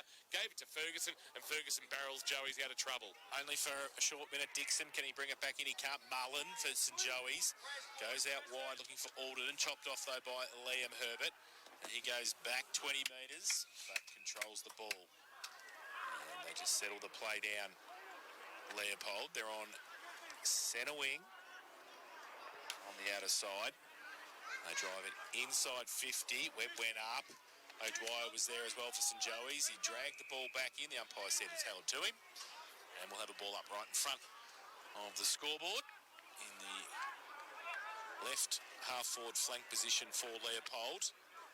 Pitt's going to do the ruck work, I think, against Hovey in the forward zone for Leopold. The ball spills free. Marcus Thompson gives it back to Lane. Left foot kick around the corner. Well, not really around the corner. Out of bounds on the full. That's halfway up the bike track. And we'll have a free kick to St Joey's in the last line of defence. Some of the crowd starting to depart from West Oval that will have parked their cars somewhere down Church Street or down Waddell Road. Smith with the ball. He'll come across the face of his defensive goal to Oscar Morrison, who marks for St Joey's in the left back pocket. He's confronted by Patton, so loops a handball over the top to Hickey. Hickey with it inside defensive 50, the boundary line. He's flirted with. Gow did okay to knock it away from Burgess. Chloe Hesse tried to sling out of a Marcus Herbert. Tackled, couldn't. And the umpire says, I'll ball it up. About 5 metres in from the boundary line. We'll see it go into the air. West and Hovey work tirelessly this afternoon. West, you'll get a battle next week against Walsh or Veal, depending on which, or both, next week. It'll be interesting to see how Colac look at selection after their performance yesterday. And that boundary throw-in, it went out of bounds, and we'll get another boundary throw-in. The boundary umpires directing where he's going to throw it to both rucks. It's going to swing with the breeze back towards them. West winning the tap down. Gow, the roving, was fantastic. Jammed it on the boot to the wing. Bouncing ball over the head of Matthews, but cleaned up by Lane, who's been solid again. Wagner, Jai Thompson, lowered the eyes, pulled the kick. Pitt stretching. Pitt couldn't complete the mark. Ball at the front of the pack. He's Patton. Had his kick well smothered by Smith. It'll roll towards the boundary line left forward pocket. Giddings kept it alive. Handball back to Patton. Patton the snap. Patton with goal 199 of his career. No. Has missed to his near side and has got 2-2 for the afternoon. As Mitchie Patton, the margin is 42, 11:10:76, and Joseph's 4:10:34. 15 minutes gone on the Port Phillip Ferry time clock. Port Phillip Ferries, there's no better way to travel. Luke Webb with the kicking in duties. Just torp it. Zach Tui stole straight down the middle. Kirsch, what do you reckon? Yeah, get onto it. Just get onto it. Come on, Webby. Plays on now. Goes with a drop punt outside 50. Clohessy and Burgess go at it. No mark taken. Adams. Handball was chopped off. Jai Thompson. Left foot kick back inside 50. Morrison, though, reads it the better for St Joey's. He chips the ball short to Smith. Australia 5 for 201 have chased down Zimbabwe's 200 in 33 overs. Steve Smith with a 48 knot. Glenn Maxwell with 32 off 9. Surprise, surprise. Ball in the middle. Townsville. Small ground. Gordon. Kick was smothered. St Joey's fighting hard for it at ground level. Adams and umpire Ganachia just letting it go. Now we'll come in and ball it up. Right half forward, Leopold. Sting's gone right out of this one, and we're pretty flat here in the K-Rock box. We need some lifting. 11:10:76 Leopold. St Joey's 4:10:34. West, the palm down. Marcus Thompson is in contention for the Leopold Sporties Award. No, we're not giving it a pup today. I've already decided that. No, I'll tell you, he's Marcus not getting it. The other three in green. Marcus Thompson winning a free kick there for too high. Man on the mark stands about 65 from goal. He just sits it up. Pitt will come out of the run. He'll take the mark. He's just such a lovely exponent. In fact, it's Giddings this time who's come hard and taken the mark. It is Giddings. It's a wonderful mark. They've got some blokes, Pitt, Giddings, Jennings, who are just a joy to watch when they're running at stride at the footy and stretching. And this time it's Connor Giddings, and he will go back and have a shot on his second of the afternoon. Hard to defend at the highest point. Absolutely. Down on the mark, 30 from goal. Giddings directly in front to the southern end, sets it on its way, and he hasn't allowed for the breeze, and he's pushed it to the right through for a minor score, and the margin is 43. So a bit of a letdown there off the back of the nice mark. 11:11:77 playing St Joseph's 4:10:34. And it is the Lions on top and on the way to a first semi-final. This final term thanks to Edge Advisory. So Webb with the footy at fullback again. Plenty of space to play on, so Webby will. And tries to drill it down the middle. It's a good kick too. Finds Al Hickey. Plays on. Handball forward towards Antonak. Handball behind, really. Callagher had to sit and wait, and they're in trouble here. Free kick though, too high. And going to come back to Reed Adams in the middle for St Joey's. So he plays on. His handball goes to Harrison Smith. Tries to get around Hughes. Got it back to Morrison. He gets around Williamson. Back to Adams. Oh, bucking around with it though. Antonak comes in to help out. Gets around one. Goes with a right foot kick to half forward. And De Grande behind this time. And there, as we were saying, highest point. And Giddings doing it at both ends. Takes the mark inside. Defensive 50 now for Leopold. 84-49 final score. Not too far away at the Gordon TAFE Oval. Bannockburn will advance to a prelim final meeting with East Geelong and keep alive that dream of a Bannockburn Inverleague Golden Plains all. Well, that'll be something else, but East Geelong will have something to say about it next week. St Joey's have got forward to centre half forward. Dixon socketed off the ground for Leopold, only as far as Antonak took on Dixon, and that is holding the ball. He stuck to the task well there, Jack Dixon. Turned into a very handy player, Jack Dixon, now with 33 games under his belt. Throw a final into that. And he's coming along nicely inside the Lions' defence. He goes laterally with the kick, and it's going to come back from whence it came because the umpire said he wasn't behind the mark. So Dixon now, Gordon will just cruise past him, and he'll give the handball off to Gordon, who he'd kicked it to before being told to get the ball back. He'll send a kick short, and Burgess has marked it right half back as we approach time on. He kicks to on the bounce, Feely. Feely can feed it inboard to Thompson. Thompson with a kick now inside forward 50, and back with the flight, Liam Herbert has marked uncontested. Webb was just sagging off him, trying to put himself in the hole, and just having a look, I think that's Giddings just doing some sort of Tate, in fact, doing some stretching, maybe a bit of cramp for him. Take Marcus Thompson off now, wouldn't you? Yep. That was a little training drill there, wasn't it? Yeah. Liam Herbert with a shot at goal to push the margin to 49 points. Left-hand goal post will be his target. He'll kick from 35. He starts it there and he works it nicely. Through for a goal. He's first of the afternoon, just his third of the season, Liam Herbert. And his team with what's going to turn out to be a fairly comprehensive elimination final victory. They go 49 points to the good of St Joseph's, who they've kicked to 4 goals for the afternoon. 12-11-83 on the Edge Advisory fourth quarter K-Rock scoreboard. 4-10-34. And the Leopold 12-11, a pretty handy score against what has been served up by Joey's today. Joey's, by my count, that is their lowest score of the year. And a tough ask it has been as Thompson sends the Lions forward again. He does, goes to Mitch Patton, who's hungry for more. His handball on the outboard was okay. He gets it back as well and goes to the left foot kick. He's missed it though. And I love how he kicks the ball and then says, I probably should have handballed it. He's never going to handball it. He does put the hands up to say sorry, but forwards, that's not his job. That's his job, Yeah, that's exactly right. 2 goals, 3 this afternoon for Mitch Patton. So Webb kicks it in again, short, and James Hickey takes it, gives it back to Webb. Oh, there's the taunt, but came off the side of the boot to Feely. He gives it towards Liam Herbert. Got Burgess on his outside. 45 out, go for goal. He has, and he's missed it. Drag him. He's missed it to the near side. So through for one behind. 12-13-85. Leopold. St Joey's 4-10-34. Border's asking for the corridor just to make sure they keep that defensively blocked. 21 and a half played this final term. Edge Advisory Partners at K-Rock scoreboard. It's all Leopold. Buckley plays on from full back and kicks it towards Clohessy, who has taken the mark at half back. Plays on now. Drives it inboard. It's going to be 2-on-1. Leopold with the 2, but that's a good mark. Oh, Hennessy and got dumped after he got it, and 50 should be. He hasn't paid us. That was a 50. He went very late there. And the ball, Hennessy has showed a bit to it, to Hughes, who gives it to Patton now. 55 out and closing.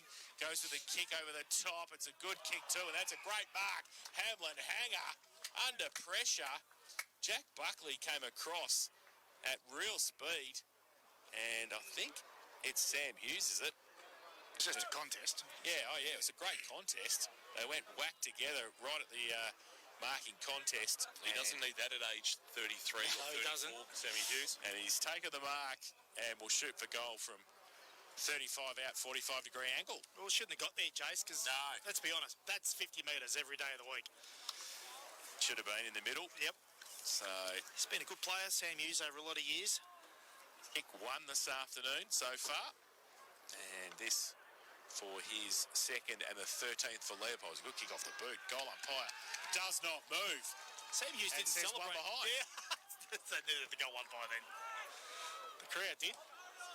So 12-14-86 the Lions. St Joey's 4-10-34. Edge Advisory Partners K-Rock final quarter scoreboard. I can't be telling Ollie Tater's on the bench right now. You're not going back on, son. Ollie, just sit down, he said. Just sit down. Don't worry about it. You don't need to go back on. We're coaching the joint now. 12-14-86 and Joseph's 4-10-34, so the margin at 52 points, and Bannockburn 84 have defeated Belpost Hill 49, so that's the end of the Panthers season. It's unusual when they play finals that they're gone anything earlier than a prelim. Oh, the kick back inboard. Tom Scott couldn't take the mark and make St Joey's pay. Callagher picked up the loose footy, dumped by Scott. Ball spills out. Patton a handball, tried to get it to Jai Thompson, who knocked it on. Smith got involved. In fact, it's Adams. He had a little drop kick that's landed with Marcus Thompson. Handball a bit hot for Feely, but he reeled it in. Handball into space. Wagner or Marcus Herbert sat for neither of them. Clohessy cleaned up, and he kicked it straight up the shot tower. Holds up in the breeze, and DeGrandy came up and took a good mark on the chest just to hold things up for St Joey's and get them out of trouble for the moment with a kick that will go very, very wide, and he finds Hennessy. Hennessy now at half back, chips the ball over the top. Oh, Mark taking Al Hickey and then called to play him because he got rid of the handball. I don't think he thought he was going to get paid the mark. Yeah. And the ball spills free, back to James Hickey, handball to Ferguson, had to sit and wait for it on centre wing. And he chips the ball towards Humphrey, but Giddings back there supporting. And close to the boundary line on centre wing. Giddings works in the phone box to Jai Thompson. He gets a little left foot kick up towards Herbert. Got one hand to it, couldn't take the mark. In back play too, we'll just keep an eye. I think it might be Sam Hughes. The ball still free. Humphrey gets it to De Grande. He's handball over the top to Ferguson. To shuffle it to Antonac quickly. He's handball to De Grande. Right foot kick on centre wing. St Joey's moving it now through a chain of handballs.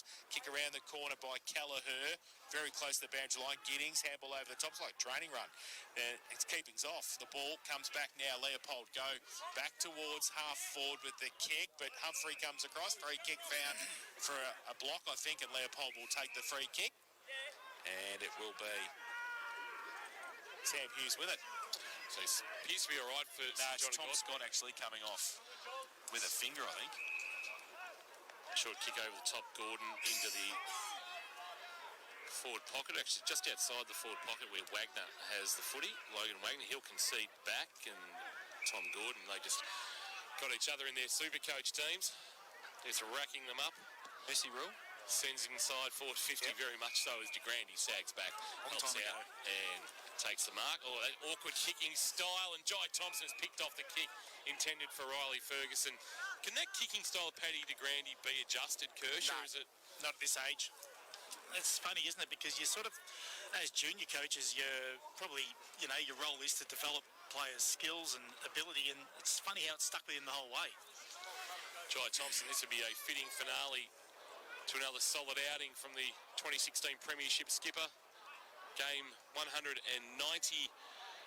of his career, and that has fallen short. That kick, and Webb is able to knock it through for a behind. And the lead is 53. 12-15, 87, playing 4-10-34, 26 and a half minutes gone final terms. Leopold, they're off to a first semi-final and a finals win at their first attempt under Buddha Hockey.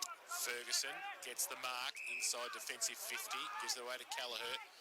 Runs from defensive 50 towards centre wing. Oh, James Gow takes a Hamlin hanger. Oh, James Hickey leaves the football behind, and he needs some support. Might come back to Gow. Do it yourself, brother. Gives it away to Antonac. Gives it back to Gow. Oh, missed it. Lane comes in. Alderton comes in at half forward as well. And the umpire is going to pay holding the ball here. He is. And the free kick.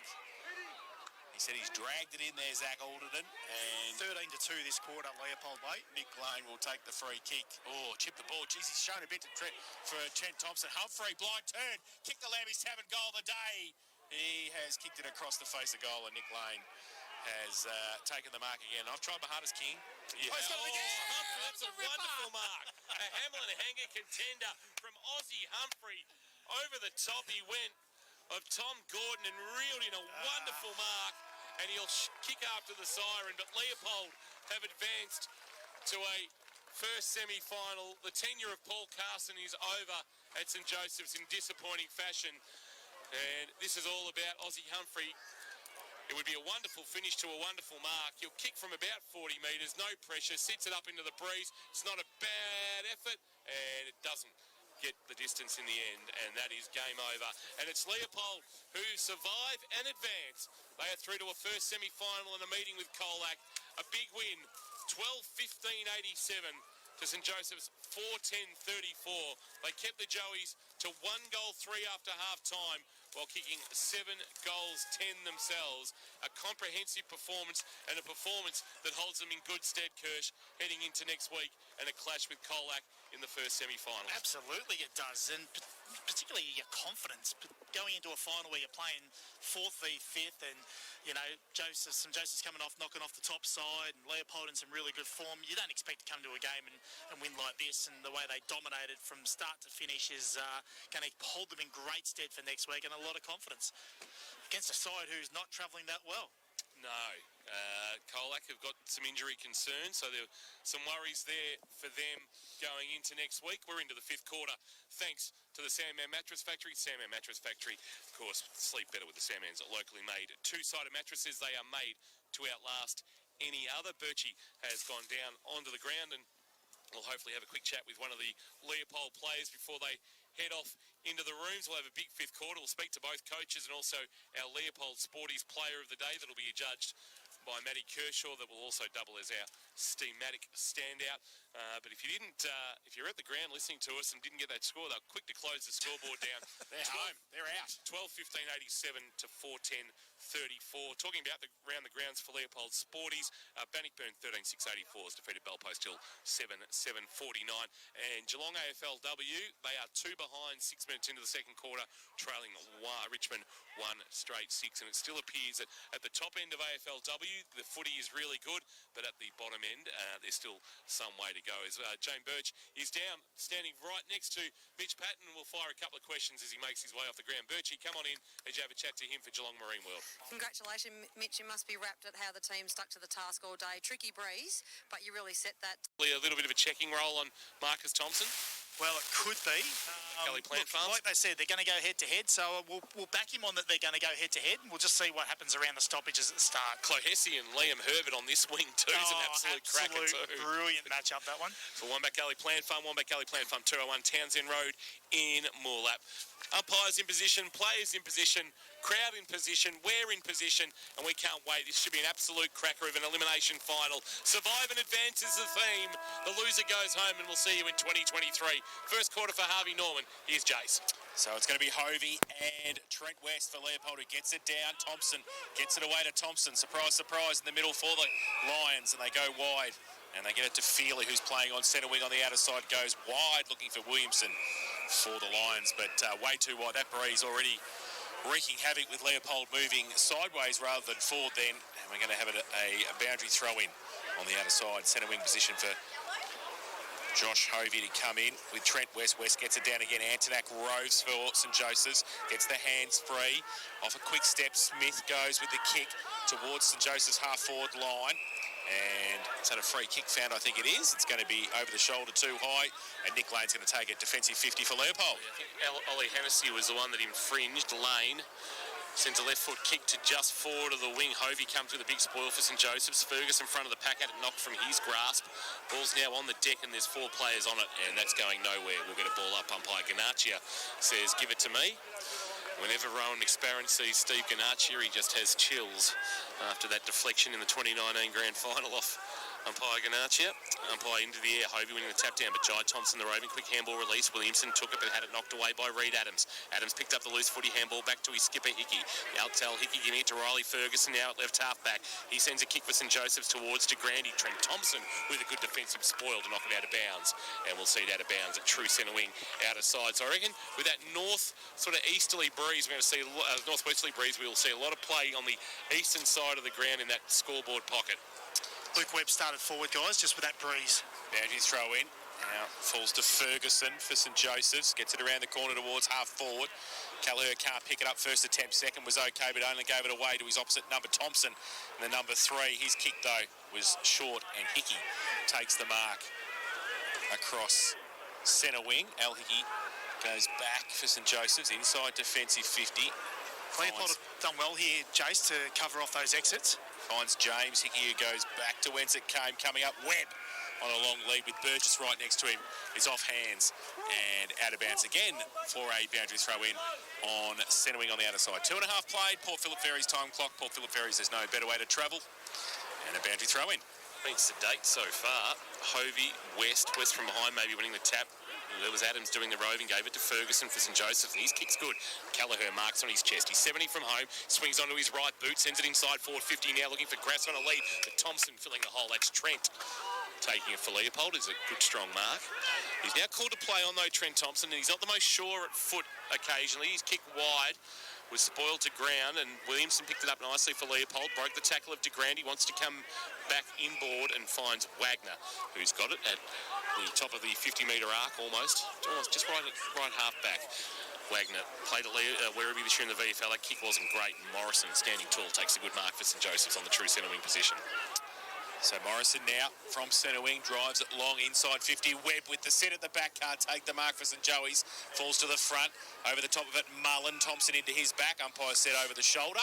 And Jack Mullen will take the free kick for St Joey's, 50 out from goal. And we've seen Jack Mullen, I think he's better on the run Jack He might run around here. Exactly right. Don't rule that out yet, Jace. Trent Thompson standing the mark, 50 from goal. He has got the aid of the breeze.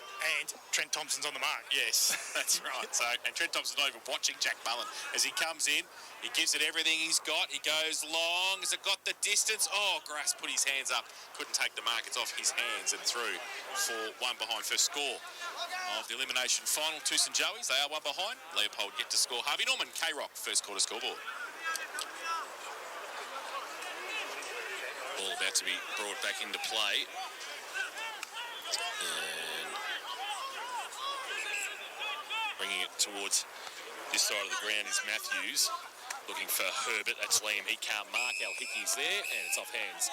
And out of bounds for a boundary throw-in. Jane Birch down boundary side. Not the intensity that I think we saw yesterday in these early stages. No, I was looking forward to that. I thought the first 5 minutes there might be some fireworks, but nothing much has eventuated. Tap down West. You'll get a free kick, I reckon, for being held by Hovey in the ruck contest. It was a one we could spot from here in the best seats in the house. West gives a handball off to Marcus Thompson. Drives a kick that went over the head of Tate. It'll bounce okay for Maybaum. He gave a handball on the up. Marcus was involved, gave it to Williamson, who was pushed as he kicked in the back by Buckley, and it'll come back from where that kick was taken. And it'll be Williamson, the Port Arlington product, who'll send the Lions into attack for the first time this afternoon. Haven't been inside forward 50 yet on the Kerrs High stat sheet, but a chance here in the hands of Brocky Williamson. So he goes long now with the right foot kick, top of the square. He's going to hold up in that breeze in front. Good mark. And getting back there in front was Kelleher for St Joseph's.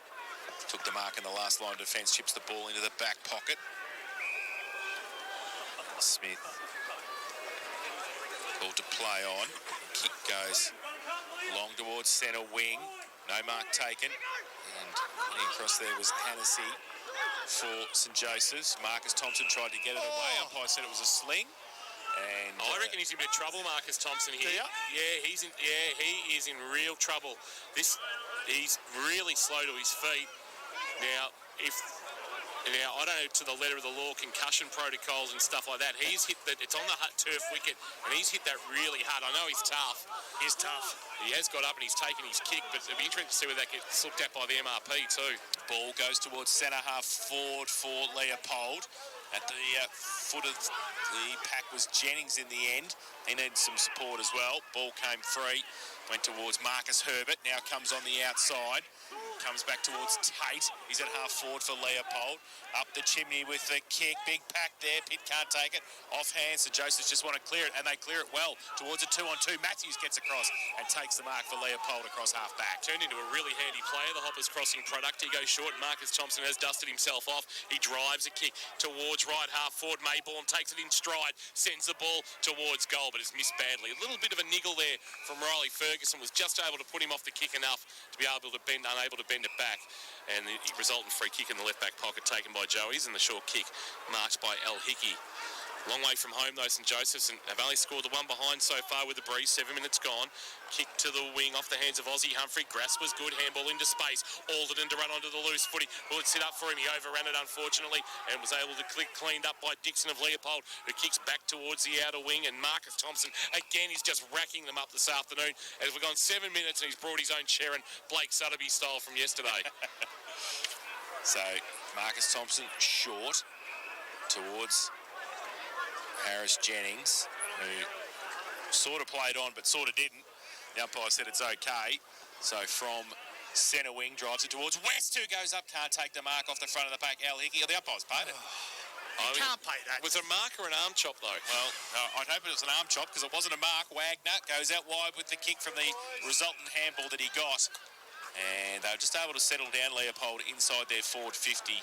Wagner's was able to just deliver the kick, and I think it might be Feely with it, who has got the ball about 30 out in what we would term the Paul Peck pocket, or the Lockie Peck pocket. If we were at St Mary's, it's in the right forward pocket, northern end of the ground, and he comes in right foot. He's there. He's kicked straight through it and kicked the goal. First of the afternoon for Leopold, and the first in the elimination final. Leopold 1 straight 6. St Joey's 1 behind. Harvey Norman, K-Rock. First quarter scoreboard, and in the experts chair for multi-skills, here is Matt Kershaw. Well, they do look a little bit more aerial dominant when the ball goes in their forward line. They look dangerous and they're always on the move, their forwards, and we saw there that getting into West even quickly drifting back. Joey's have to come this side of the ground, They do. They have This is to. the attack side. Do you know what? That's the thing with the wind sometimes too. Sometimes you think the wind's going to do a fair bit for you, but in a critical game where the pressure's high, it's an arm wrestle for the first 10 to 15 minutes, sometimes the wind isn't an advantage to you. West winning the tap down. Jai Thompson hit it at speed, but was wrapped up in attack. It was able to dribble a kick 20 metres forward. Great pick up by Tate. Gave it to Maybaum under pressure. Kick inside 50. It'll bounce at the bootlaces of Patton. Smith keeping him under wraps for the moment. Patton came back to knock it to ground. Chance here for Marcus Herbert through traffic for Leopold. Handball missed its target. Patton will pick up. Patton will snap. But there's been a free kick paid for a hold going to St Joseph's and coming back to Antonak. He'll take it about 15 from his defensive goal.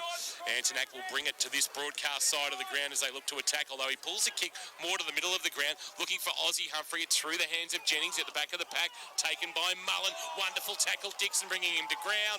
Holding the ball is a decision. So Jack Dixon, who is really one of those ones that turns up for work with the hard hat that Gary Hocking spoke about pre-game, laying a good tackle there, winning a free kick and kicking to the wing, looking for Maybaum. He finds him as well, the Montrose product, who wheels around. And I wonder if he spent that Leopold voucher yet. Sporty's voucher, we'll see. Goes up towards centre half forward. Giddings can't take the mark for Leopold. Falls to the side of the pack. They've got the numbers there. Jai Thompson with the don't argue. He got the handball back towards Maybaum, who followed it up. Looks the little handball to Wagner. Left foot kick, just popped it up towards Patton and also Giddings. Coming back the other way was Marcus Herbert. Get out of the way, he says, including a kick around the corner that came from towards Hickey, who gets free again. Just a torpedo punt, mung kick. It might be okay, though, and finds Austin Humphrey at half back. Lucks a fortune there with the kick of James Hickey. Patton just didn't get the purchase on the snap for Leopold, and here's Ozzie Humphrey in the long sleeves under the short sleeve, kick to the wing, looking for the long sleeve specialist Webb, but Dixon came across, read it well, defensive spoil, knocked it out of bounds, boundary throw in. So just no flow to St Joseph's as they work with the wind in this opening quarter, thanks to Harvey Norman, Corio and Morn Ponds. Think Harvey Norman for all the big brands at Geelong's best prices. Hovey and West to go at it again. To shallow throw in. Hovey favoured, double fister about 20 metres forward, rolls it towards the 50-metre line, and it'll roll out of bounds in front of both Lane and Mullen. And a boundary throw-in will ensure. Good crowd has ringed West Oval here for an elimination final. One of only 2 games going on this afternoon in local footy. The other is the first semi-final between Bannockburn and Bellpost Hill. We'll bring you a score for Leopold Sporty soon. Shallow throw-in again, bounced at the feet of the ruckman.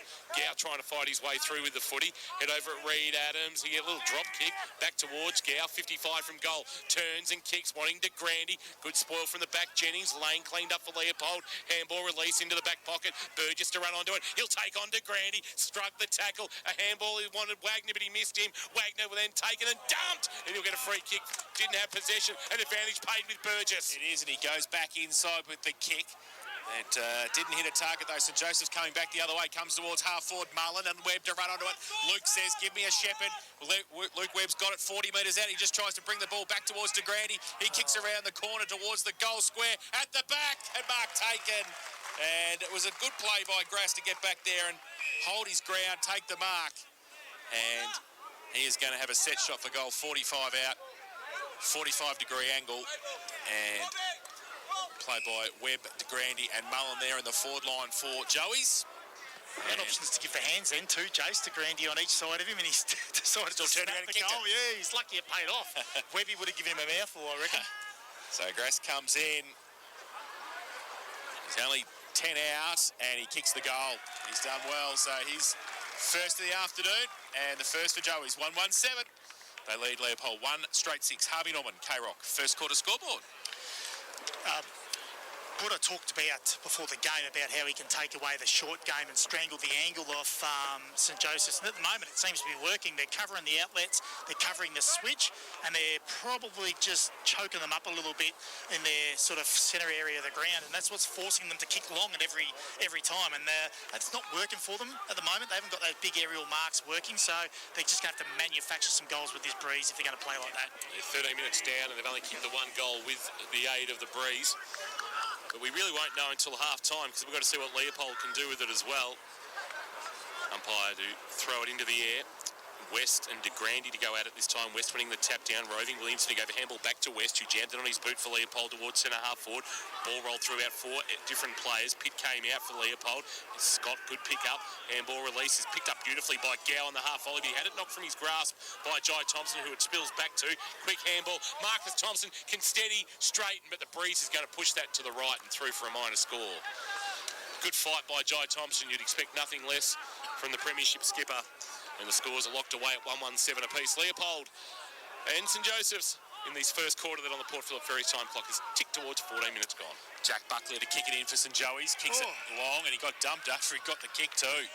After he kicked it in, Mitch Patton wasn't happy, and a couple of St Joey's boys come across and remonstrate in the deep regions of the northern end of the ground, but St Joey's don't care. Webb goes long with the kick towards half forward. Grass goes up. Humphrey off the front of the pack. His kick was a fresh air in the end. De Grande's handball back to Buhall. Had to shuffle it quickly to Alderton. Off a step, got it around the corner, go up. 2-on-1 St Joey's, but at the back, Grass, can he run onto it? The ball might run through.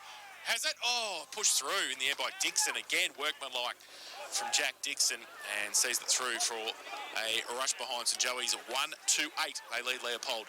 1-1-7. Harvey Norman, K-Rock, first quarter scoreboard. Lane short into the right back pocket for Thompson. That's a little bit too easy, just giving them that. He's called a cut play on now. Thompson confronted by Muhor. Handball over the top to Matthews. Matthews can take on Webb. He was able to step past him, got him in the air, and then a kick to half back, but he's turned it over with a kick to Clohessy, who got between both Marcus Thompson and Williamson. 60 from goal. Sets it up. Webb from behind. Spoil at the front, brings it to ground. Hit by Burgess. Shrugged off the Humphrey tackle. It's spilled. Matthews, Trent Thompson, Gordon. Good handball. Build for Feely. Feely just inside defensive 50. Just a hit and hope getting out of there. It's not a great kick. And the mark taken pretty comfortably there by Joel O'Dwyer, who sends it wide, and he's found Humphrey. He has. He goes. Angus now goes inside 50. Mark taken Nilly inside 50 for St Joey's. Hannessy's at the foot of the pack, as is Webb. Now the kick smothered. The kick came from Liam Herbert. Goes wide. Wagner for Leopold. Handball back in board to Marcus Thompson. Shrugged to tackle. Goes with a right foot kick outside 50. No mark taken. At the back there, handballs. A don't argue from Jennings. From Gettings is in trouble, and he's dropped the football. And St Joey's just picking it up a little bit in the last 5 minutes. They're going to be able to bring the ball back through Jack Buckley. I think he might have got in for a high fend-off with the decision in the end. Buckley driving it to 20 out from goal. Grass flew, couldn't hang on to it. Back of the pack, Gordon for Leopold. Gave it to Trent Thompson. He fired a handball back, and it's walked through for a rush behind by Matthews, who will now quickly take the footy and bring it towards West or Burgess for Clohessy. In front, takes a wonderful mark. Just not enough on the kick from Matthews. It did hold up into the breeze, just giving you a bit of an idea. And young Clohessy has taken a wonderful mark on the wing and a chance to kick St Joseph second. This kid's one of the better marks you'll see for an on-baller outside mid. His aerial work is fantastic, Sam Clohessy. It's a big kick in the context of the clash early, just to give Joey some momentum with the breeze. We're approaching 17 minutes gone. They've just got the one major on the board. Man on the mark stands 45 from goal. He's on a 45-degree angle. He's got a good piece of it, and he's kicked a wonderful goal. He liked it too, and watch them come for him. Lemmy's Tavern goal of the afternoon contender from Clohessy, and St Joseph's have got their second, and they move to a little handy buffer at 8 points. See now 2-3-15. St Joseph's 1-1-7 Leopold opening quarter. Thanks to Harvey Norman. Think Harvey Norman for all the big brands at Geelong's best prices. The kick into their forward line, still that bomb, isn't it? They're still hoping for that big mark from Grass, who is launching himself at everything, mind you. They've got to be a wake up to that the ball's going to hit the ground, so they're going to need some representation. Where they've been good is the exits, and they're slowing Leopold exits down. Hovey gets it down for St Joey's to Antonak. Wobbly punt kick towards half forward. Mullen comes out at pace. He gets the handball back. Callagher inboard to Reed Adams. He's wrapped up straight away now. Marcus Thompson gives it away to Williamson. Chain of handballs. Mayborn for Leopold. Feely on the outside. Met. And he might get the ball back. He fell over at the crucial stage, Feely, and leaves it behind. Maybaum's there as well and needs some support back. Buckley puts a tackle on for St Joey's on Maybaum. And we're going to have a ball up in between wing and half forward with the Polders into attack.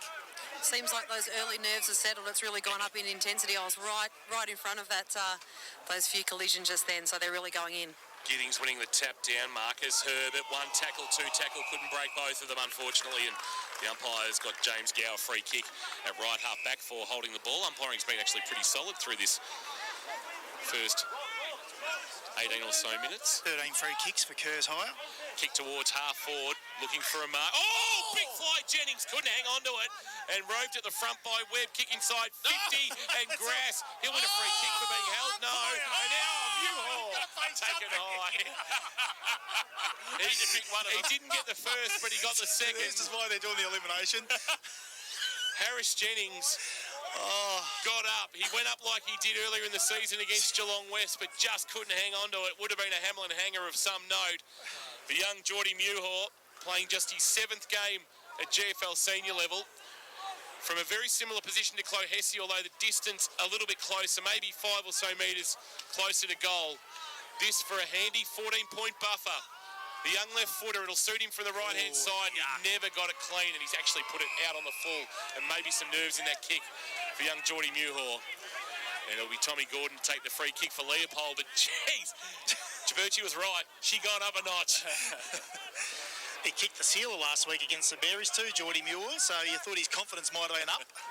So Gordon from the back pocket for Leopold, southern end of the ground, called to play on now, comes down the line, broadcast side to the best seats in the house thanks to APCO Cafe, 24/7 going up, Pitt takes the mark, and a good mark too in front of O'Dwyer at left half back for Leopold, called to play on, wanted to give the handball, instead goes with the kick towards centre wing. Marcus Herbert called out, punched away at the front, Wagner to track it towards the boundary line, gives it back to Pitt off a step, tumbling punt towards half forward. Oh, one-hander if you don't mind, Hickey.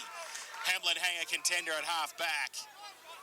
And St Joey's just controlling the play across the half back line at the moment, being able to have a few forward forays, and L goes to James with the kick. So Hickey to Hickey, and then he goes further back. Now Harrison Smith, last line of defence, goes across towards Glahesi at left half back. He drills it towards centre wing, and O'Dwyer takes the mark for St Joey's. The Yarrawonga products got it as far as you can be away from the K-Rock broadcast booth.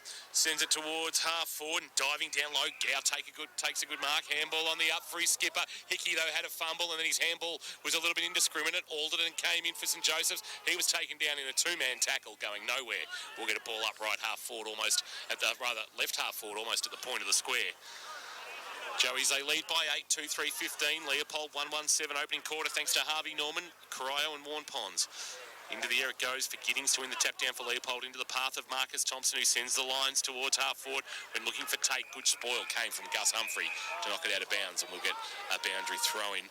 Gee, some really good St Joseph's names running around. A couple of Humphreys, a Smith, sons of former guns, making their mark at GFL senior level. Boundary throw-in, attacking it hard, Alderton, handball back, Ferguson went to have a kick, it went back towards him. Now he's been pinged for holding the ball, and might be 52 against Ferguson, is it? No. And Tom Feely will take the resultant free kick for the Lions. He's got it at true centre wing. Goes short and wide. Mayborn takes the mark in front of Antonak. So Leopold just tracking along boundary side on the outer side. Called to play on now. High, long kick towards Pitt, and going up. 3 Leopold players, in fact, went up in the end. Herbert at the back. Alderton for St Joey's gets the handball released to Sam Clahesi.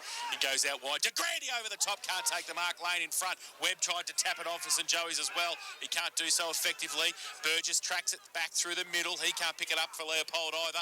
Now at the front, Webb gives it away to Alderton. Where's he going to go with the kick? It's a 2-on-1. Mullen has to try and work away against Matthews and also Gordon, but Matthews is there, gives it back to Gordon. They might be able to trouble Leopold. Short little kick, and they get it towards Harris Jennings at half back. Just outside defensive 50, he has it. You can hear through our effects, Mike, how close the players are to us. Jennings might look to send it just down the line. West is his out option if he wants to go there. He just sends a kick up. It's not a great kick, and Hovey picks it off all a little bit too easily. Had to kick it with some penetration and didn't there, Harris Jennings. And Hovey was able to pick it off. He'll send a high kick inside forward 50. Mullen will present. Tried to work Jennings under the footy. Back of the pack was Dixon. Got a handball on the bounce towards Jennings. He picked it up off the ground and then was taken in a tackle. Ball spilled to Grandy. He lost it also in a tackle, but he's going to win a free kick for a push in the back. Not there, Kirsch for multi-skills? Look, He was already in the play, wasn't it was he? already in the play, but I wouldn't have given it myself. But Unleash your potential with construction industry training and multi-skills. Check out multiskills.com.au. Matty Kershaw in the expert's chair. big kick. It is a big kick, Paddy de Grande, as we approach 23 and a half minutes gone. Port Phillip Ferry's time clock. He swings out to 51 out from goal, and like Jordan Muirhall before him, he's put that out on the full to the right forward pocket of the Church Street or southern end of West Oval. So opportunities going begging for St Joseph's. They got 8 points clear at the 17-minute mark and haven't been able to score since, despite having a couple of shots at goal. And Leopold hold firm with Nick Lane, who's got it in the left-back pocket. He has that awkward kicking style, Paddy de Grande, so it didn't help him on that occasion. The wind blew it out of his hands. Lane goes short. It did too. To Burgess. Still inside defensive 50 for Leopold. All bit of candy. Sells it to Hennessy. Goes along with the kick. Holds up in the breeze. Maybaum there from behind O'Dwyer with a big thump to the front of the pack. But the Lions got the numbers. Wagner on the outside. Tries to drill the ball towards Liam Herbert. Can't take the mark. Jack Buckley with a fresh air shot. Ball over the boundary line up high. And Archie says, throw it in, thanks. Lucky it was a fresh area. It was going out in the full. It was. So 2-3-15 St Joey's. Leopold 1-1-7. We played 24 and a half in this first term. And the time clock, as always, thanks to Port Phillip Ferries. Port Phillip Ferries, there's no better way to travel. Tom Scott doing a lot of hard work on O'Dwyer off the pack to try and give Pitt a free run. Wagner did the roving, but his handball that was intended for Hughes was cut off by Ferguson. But the quick kick forward on his non-preferred right foot lands on the chest of Lane, who's been solid through this first 25 minutes of play. Nick Lane with it, next to the boundary line, left half back, kicks to the wing, it'll hold up in the breeze. Ferguson, good strong mark, front position in front of Pitt. Too tall for Pitt, he was. Ferguson kicks towards half forward into the lead of de Grande. Good spoil. Matthews with a left fist. Fell for Marcus Thompson, who gave a handball to Wagner, who gave it to Lane. He'll get a block from Hughes. Lane will kick on his left, and here's Hovey getting a hand on it, knocking out of bounds for St Joseph's, a true centre wing. So the delivery down the line, not great from Leopold, but just an indication of how much that breeze is holding the ball up.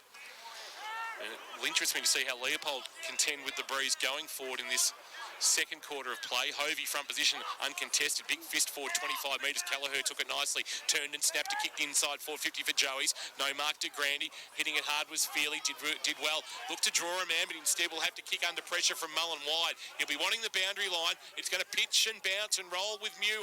Muir kept it alive, handball over the top. No, didn't keep it alive. So then is it deliberate? Well, he took the footy, and I reckon in bringing the ball back to handball and affect the handball, he's taken it out of bounds. So the call wasn't made until Muir got his hands on the footy. So it really probably can't call it as deliberate. 2-3-15 at the 26-minute mark of the first quarter. Leopold 1-1-7, Joey's by 8.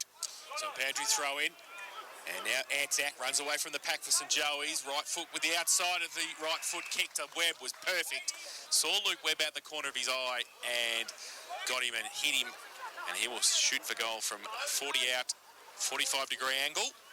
And he loves a goal, Luke Webb. He does love a goal, and we'll see a celebration. But I was about to put it on the Joey Smalls because the exits from Leopold have been too frequent and they haven't given enough pressure at the moment, the St Joseph Smalls. So this is a huge kick for a medium-sized player to change the trend. Webb comes in, he's missed it, I think, and he has to the far side, through for one behind. So missed opportunity there for St Joey's. 2-4-16.